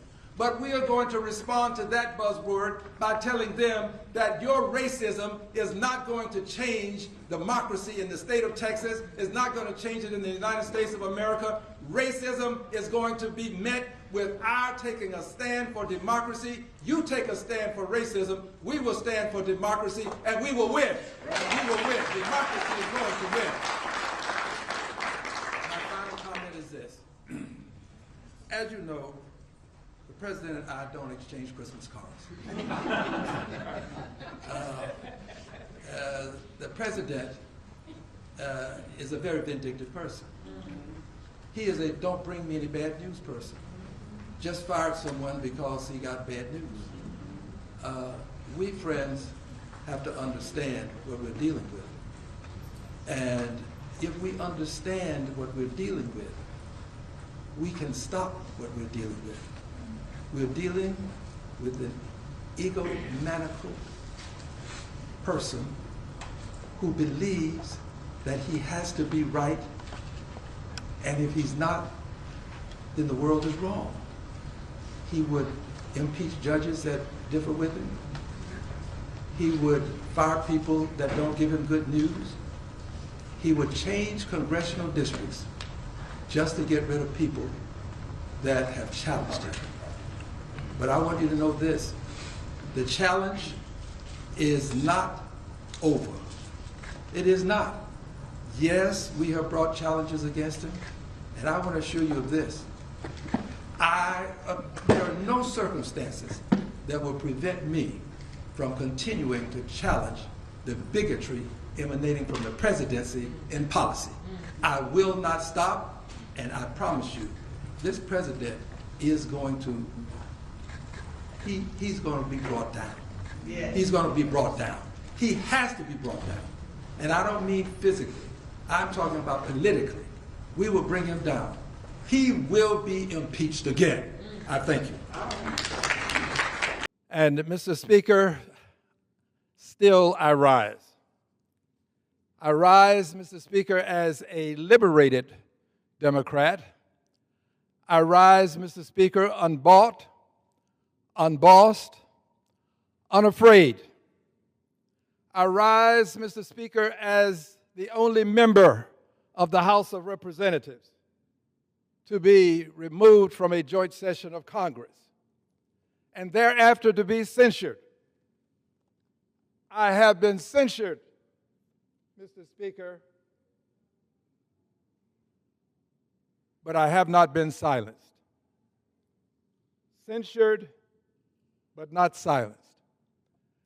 Mr. Speaker, I rise today in agreement with the President.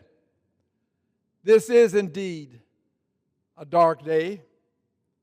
Yesterday was a dark day. Dark days because of lives that have been lost.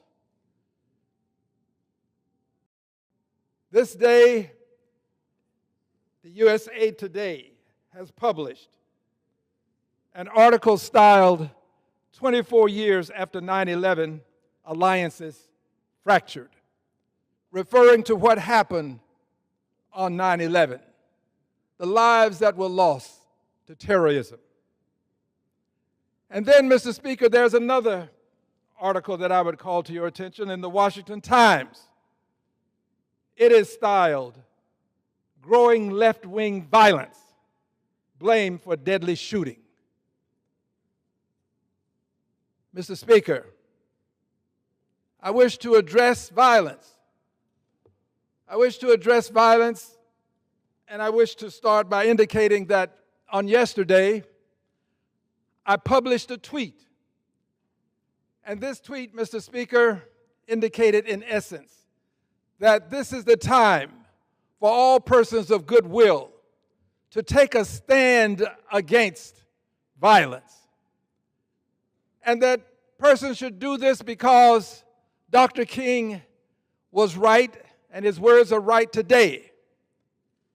We must all learn to live together as brothers, he said, I would add, and sisters.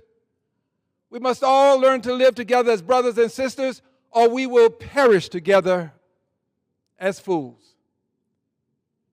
I did not know Mr. Kirk. I don't believe I've ever met him.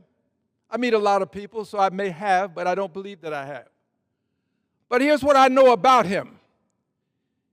He was a human being. He was a child of the same Creator that created me. He had every right to express his views. He had every right to differ with me as much as he wanted to and anybody else. He had every right to be where he was and to speak on the issues of importance to him in ways that I might not agree with. But he had a right to do this. He had a right to life. He had a right to say these things in venues across the length and breadth of this country, and I would say across the globe. These were his rights. He had the right to be where he was and to do what he was doing. I don't know him as a person who has said things that I would always agree with. But I want his wife and his children to know that I'm saddened by his demise. I'm saddened by the fact that he was assassinated. I'm saddened by it. It is painful. I regret that it happened, and if I could have prevented it, I would have. I don't believe that we should have a country that somehow would have people lose their lives, be assassinated, and then people gloat and celebrate an assassination. So I ask today, what did Mr. Kirk and the victims of 9/11 and the persons who have died in churches while praying, persons who were killed as they were praying in various religious institutions, children who have been murdered in schools, what do they all have in common? The one thing that they all have in common, and there may be others, is that they were innocent people. Innocent people. Innocent people going about their business. None of them were breaking the law.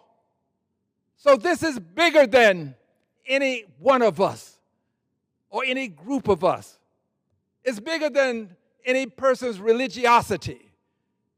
It's bigger than where you happen to be at a given time. This is about the right to life and the right to speak freely. It's about what the Constitution affords all of us in this country, and about the necessity for every one of us to protect these constitutional rights. This is about people who have been born and fortunate enough to have been born in the United States of America, or people who have come to the United States of America. People who just happen to be passing through.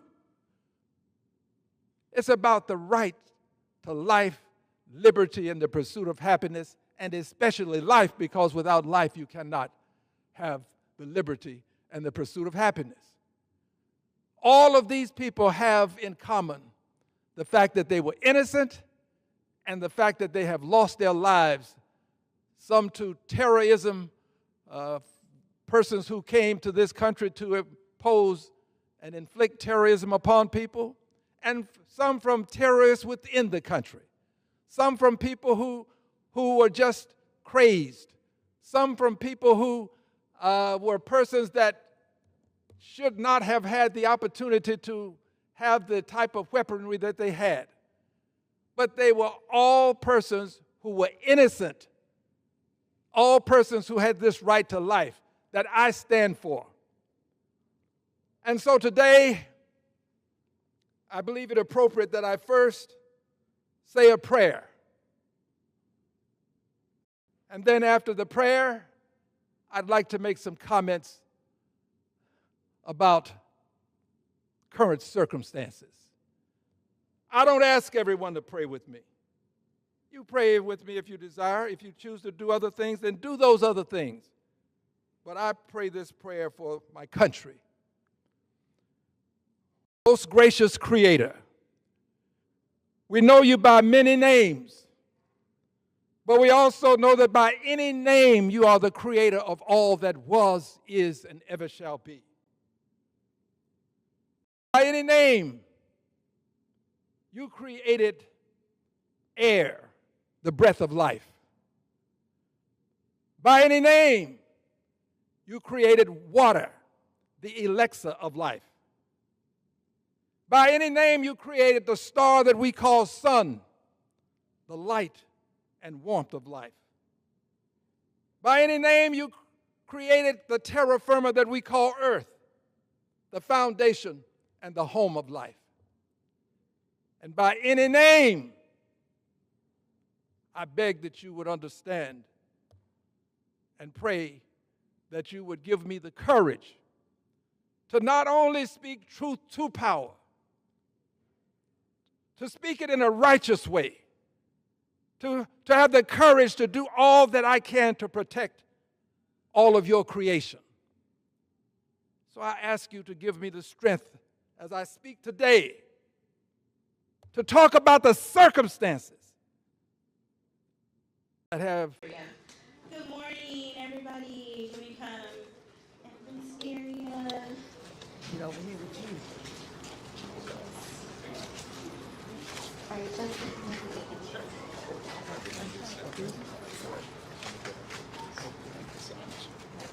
All right, good morning. My name is Brittany Kewington. I am the Texas lead organizer for Common Defense, one of the co-sponsors for this rally and march today, VA Not for Sale, and so honored to have everyone here today in solidarity with us, with the cuts that are pending and kind of already happening with the VA, healthcare workers, and would like to also turn it over to my AFGE co-sponsor to do a little introduction. Good morning, everyone. My name is Justin Bautista. I'm with the American Federation of Government Employees, AFGE 2284. We work at the NASA Johnson Space Center, and I am the chief steward for our local. This morning, we'd like to very warmly welcome Representative Green, who's been fighting for working class issues for the congressional district for 20 years now. Representative Green has been a staunch ally of working class issues, but more closer to home for us federal workers. He was one of the first representatives to have a press conference once the shutdown has happened. And again, he has been a staunch ally, and we are very welcome, very happy to have him here. So please welcome Representative Green. Thank you very much for your very kind and warm introduction. Permit me to start with a very brief vignette. Some time ago, when I was traveling in another state, I was lost, and I was looking for a given address. And I looked over my shoulder, and when I looked over my shoulder, I saw a sign that said, "Come in and see the price of freedom." Come in and see the price of freedom. It wasn't a bank. It wasn't Fort Knox. It was a VA hospital. If you want to see the price of freedom, visit a VA hospital. You will find persons who have committed their lives to their country. Many of them have gone to distant places. Some of them have not returned to ever be the same the way they were before they left. This is the price of freedom. People who are willing to make the ultimate sacrifice so that we can stand here today in this place of comfort, as it were, covered from the elements. We can stand here today and exercise our right to free speech, the right to freely protest things that we find unacceptable. So I'm here today in the shadow of the Michael DeBakey VA Hospital. And it's appropriate that we be in the shadow of this hospital because it was Dr. DeBakey that helped us to form the MASH units for the military. And it was Dr. DeBakey who was very much concerned about veterans and helped us to get the VA hospitals moving to the extent that they are today. It was Dr. DeBakey that made a difference in the lives of military people. He saw the need for a specialty hospital to deal with the specialized needs of veterans. That's why we have the VA hospital. And I'm proud to tell you that I did serve in Congress with the Honorable Kay Bailey Hutchinson. And we were able to get a Congressional Gold Medal for Dr. DeBakey because of what he did, and in no small part, that being the help to get the VA hospital where it is today. I mention this because we are here to protect what Dr. DeBakey helped to establish. We are here to stand and fight for the preservation of the VA hospital system, for the preservation of the VA hospital in this city, for the preservation of the jobs that are at these VA hospitals, for the preservation of a means by which veterans will have a specialized system to protect them from the harms that they may not only get while they're here, but when they go off to war. Yes, sir. Yes. This is one of the most important protest movements I've ever been a part of. I'm going to stand with these organizations, and I'm grateful to them. I'm going to name just a few. I'm sure there are many that are here, and maybe some others that are not that I'll miss. But AFG, I want to thank you for taking a stand for the veterans, taking a stand for the people who care for the veterans. It is those people that we are protecting today, because in protecting them, we're preventing the stealthy removal of jobs that are there to give care to veterans. We will not allow the VA hospital to be taken from the people who need it the most. It is not for sale. It cannot be privatized out of existence. That's right. The jobs won't be privatized away. We will not go away. We stand today to fight for the rights of the people who work there, but more importantly, for the rights of the people who are there to get health care from people who care about them, and they're not doing it for a profit. This is not a profit motive vehicle. It is there because the VA needs a means by which it can protect and care for its veterans. Finally, this. As we do this today, I want you to know that this is not the first attempt to privatize. We were there to fight against, many of us standing here, were there to fight against the privatization of the U.S. mail. The effort to privatize the United States mail failed because of our efforts and our protest movement. That's right. It was a peaceful protest movement that has caused us to still have the U.S. mail as a part of a functioning agency that has not been sold, that has not been privatized. There's an effort afoot currently to privatize NASA, to take the needs of people on Earth that are trying to get the best that we can by understanding space and what's beyond it, to keep that from being placed totally in the hands of private companies who are going to use it for profit purposes, whereas the government can use it to a great extent for the preservation of human life on Earth. So we are here today to prevent the privatization of not only this institution, but those institutions that can make a difference in their lives of American people. So I thank all of my friends for being here. I thank Common Defense. I thank the cannabis movement. I thank the Texas AFL-CIO. I thank the persons who are here with the local CWA. That's Claude Cummings. The local CWA. I want to thank all of you, and I want you to know that I will be with you until I take my last breath. Thank you,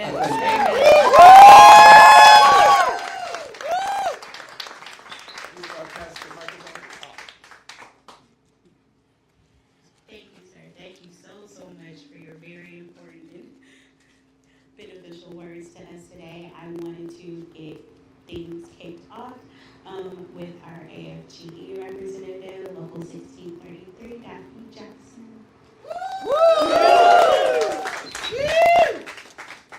Good morning, everyone, and thank you. My name is Daphne Jackson, and I serve proudly as the local president for the largest union VA within the Department of Veteran Affairs. It is so important that Congress knows our mission. It's not about our role, but about our goal.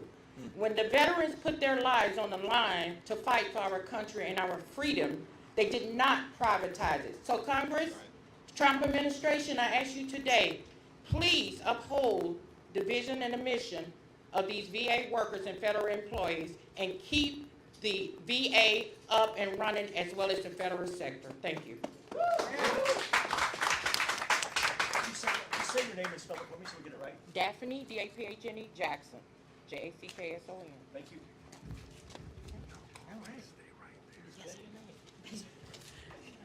And next, we will have our Common Defense Director, Lakeisha Lloyd.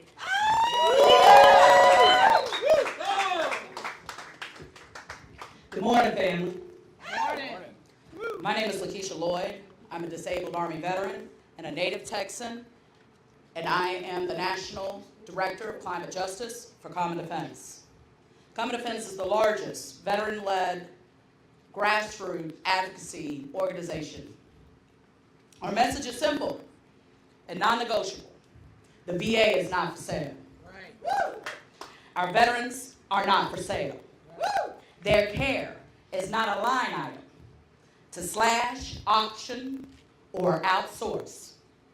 Right now, there is a proposal on the table to cut 30,000 VA healthcare workers. 30,000. That's not trimming the fat. That is cutting into the muscle and the bone of the very system that millions of veterans depend on. Here in Houston, home of the Michael DeBakey VA Medical Center, one of the busiest VA facilities in the nation, we know exactly what that would mean.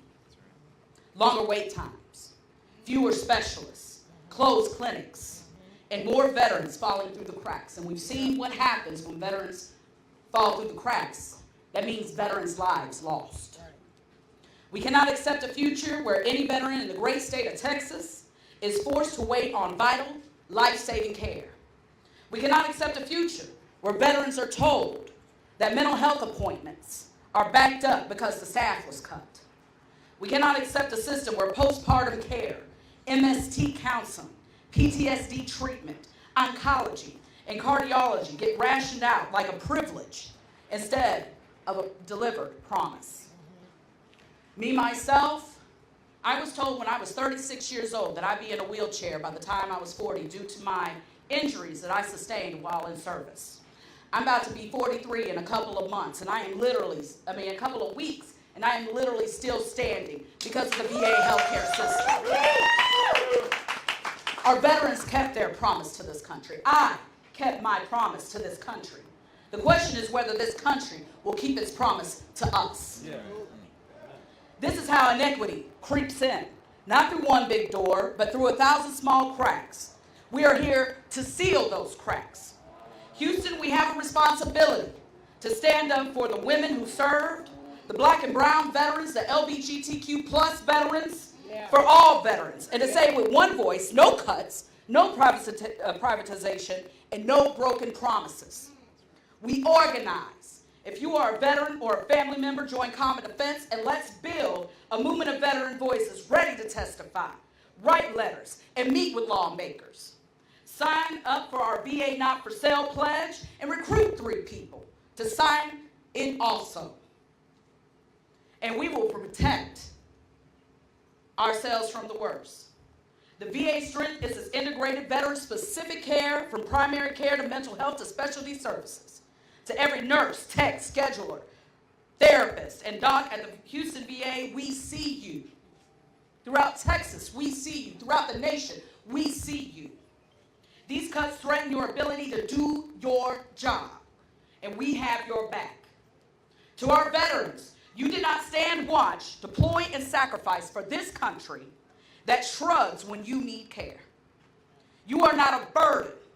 You are the mission. To our electeds, leadership is measured in budgets and outcomes, not slogans. If you say you support veterans, prove it. Fund the staff, protect the VA, and keep care public. In Texas, we know something about resilience. We've stood through storms, literal and figurative. And we learned that our strength is each other. Today we stand for the veteran who can't afford another delay. For the veteran who won't be told to wait their turn. For veterans who deserve care that sees them and serves them. 30,000 cuts is 30,000 chances to fail a veteran.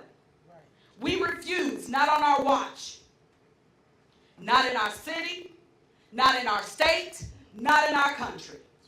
The VA is not for sale. Our veterans are not for sale. And we will not be silent. Thank you. Now let's get to work.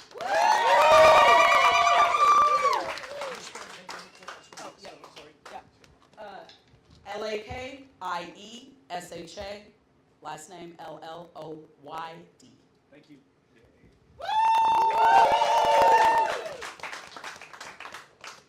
Next, we have the Texas AFL-CIO Gulf Coast Area Labor Federation President Haney Khalil. Thank you, Brittany. Good morning, everyone.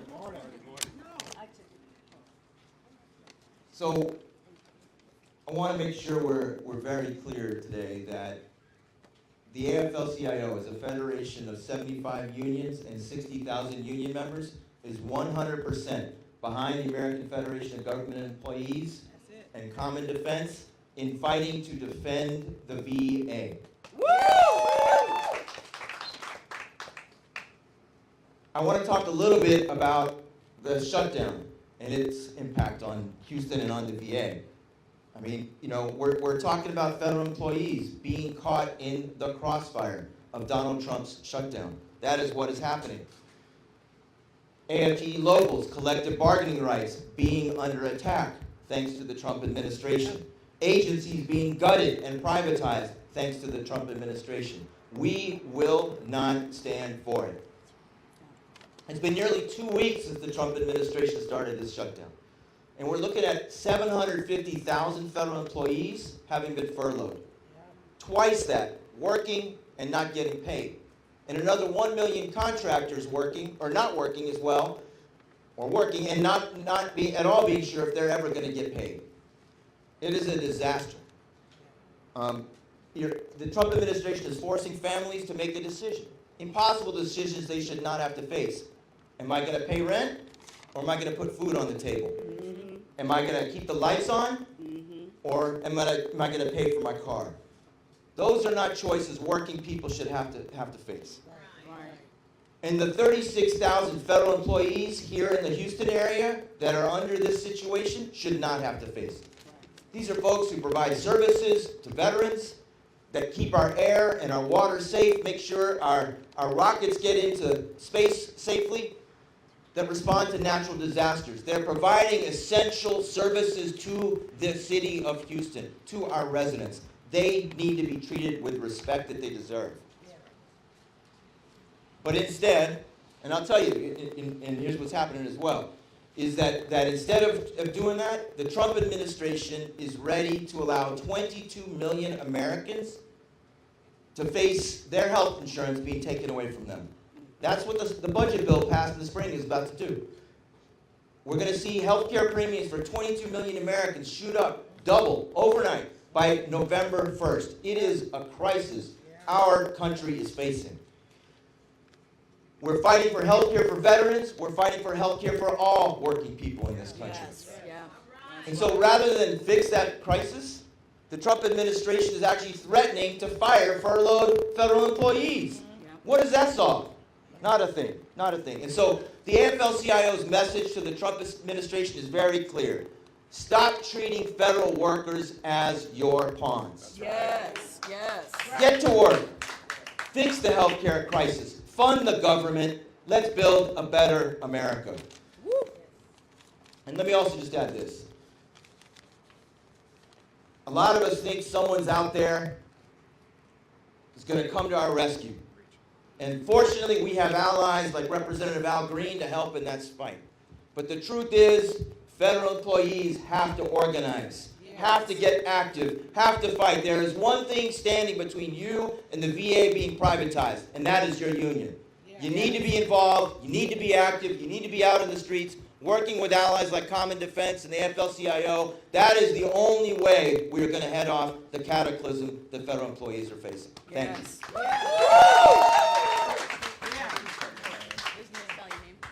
My name is so easy to spell.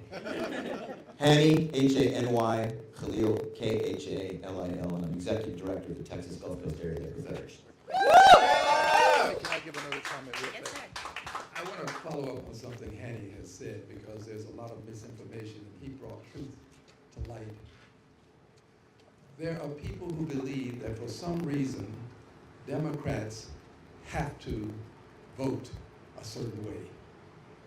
This is not true.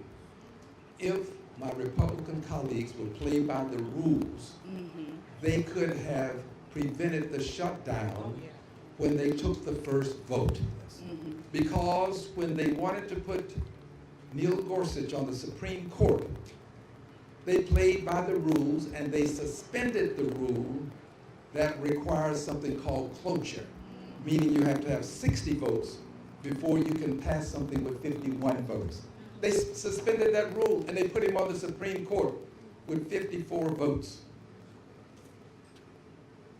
Just last week, or this week, within the last 7 days, they suspended the rule that requires cloture so that they could use 51 votes to put more than 40 persons into administrative offices for the president. They do this for the things that they care about. Yes. If they cared about what's happening to people who are uninsured, they would take care of that problem and allow us to negotiate to get it done. But when they don't care about something, then they allow it, which in truth is what I call an insidious prevarication. My mother would say it's a lie. Right on. Yeah. Yeah. Yes. All right, I'm gonna make sure that Superman can make his way to the Supposed to have another shirt. Supposed to have another shirt. My mentor, and he will be leading us on to our march right after this speech. He is the CWA Local 6215 in Dallas, Texas Executive Vice President and a Common Defense member. David Marshall. All right, thank you so much. Like she said, I'm David Marshall. I'm the Executive Vice President for the Communication Workers of America, Local 6215, a member of Common Defense and a proud veteran of the United States Marine Corps. Back on August 6th, this administration declared they would completely cancel the union contracts of nearly 380,000 unionized federal workers at the Department of Veterans Affairs. This is not just an administrative decision, it's an assault on all the rights of VA workers and the veterans they serve. The VA is the single largest cabinet department with nearly 500,000 in total, 1 in 4 whom are veterans. This assault on the VA isn't about union busting, it's also an assault on veterans, period. This administration calls it reform, but it's really a demolition job. And it's happening alongside the big, beautiful bill, which codifies nearly $1 trillion in Medicaid cuts and $300 billion in SNAP cuts. All that stolen money is being shoveled into war budgets, mass deportations, and the biggest tax cut in history for the rich in corporate America. And what kind of upside down reality is that morally right to steal from the poor to give to the rich? Yeah. Veterans risked everything to defend this country, and in return we were promised care, dignity, and respect. That promise is under attack. This plan eliminates 1 in 5 VA jobs that would devastate care, put tens of thousands of veterans out of work. This is not just a policy failure, but a betrayal of our nation's obligations to those who served. From the moment a young person raises their hand and swears an oath, America makes a solemn promise that in return, their sacrifice will be honored and their care guaranteed. These cuts to the VA violates that sacred trust. Our military depends on trust and belief that our nation will treat us honorably. And when it's broken, it doesn't just hurt veterans, it hurts our nation. The promise to veterans and the civil and legal rights won through decades of loud protest and hard work will be redacted or abolished outright with the complicity of Congress and a Supreme Court that bends the knee for this twice impeached, 5-time draft dodging, 34 count felon that sits in the Oval Office. The onus, the obligation, and the duty to try to stall and block if possible and prevent America from turning back rests with all of us. That's right.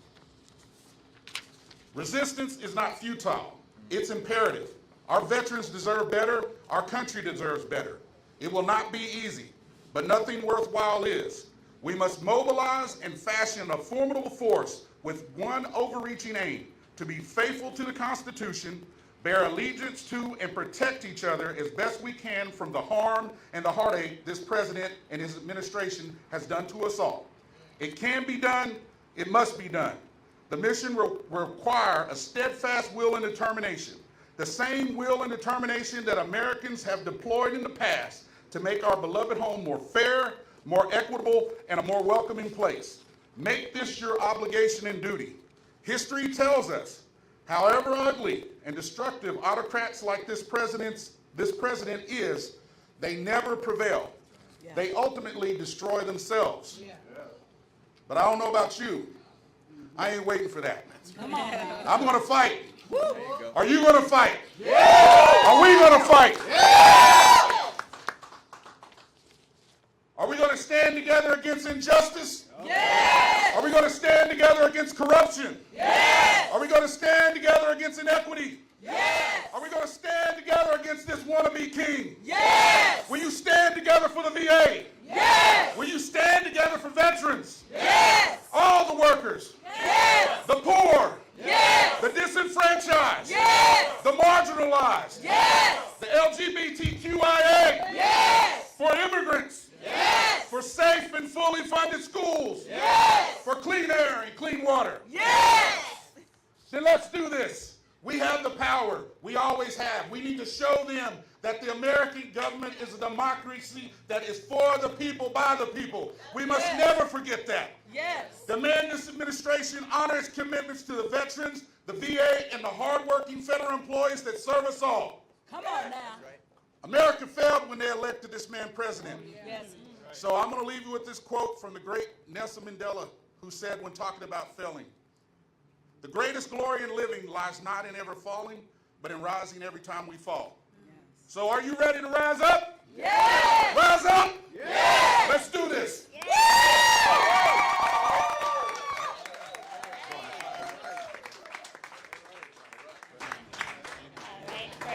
For those who are able, we will be marching one block down to the corner of Almeida and the Spanish Trail. The landmark is right outside of the gates, the fountain and pond that is right in front of the VA hospital. So make it as loud as you can, because we're advocating for those who are working inside the hospital that can't right now. That's right. We want them to be able to hear us.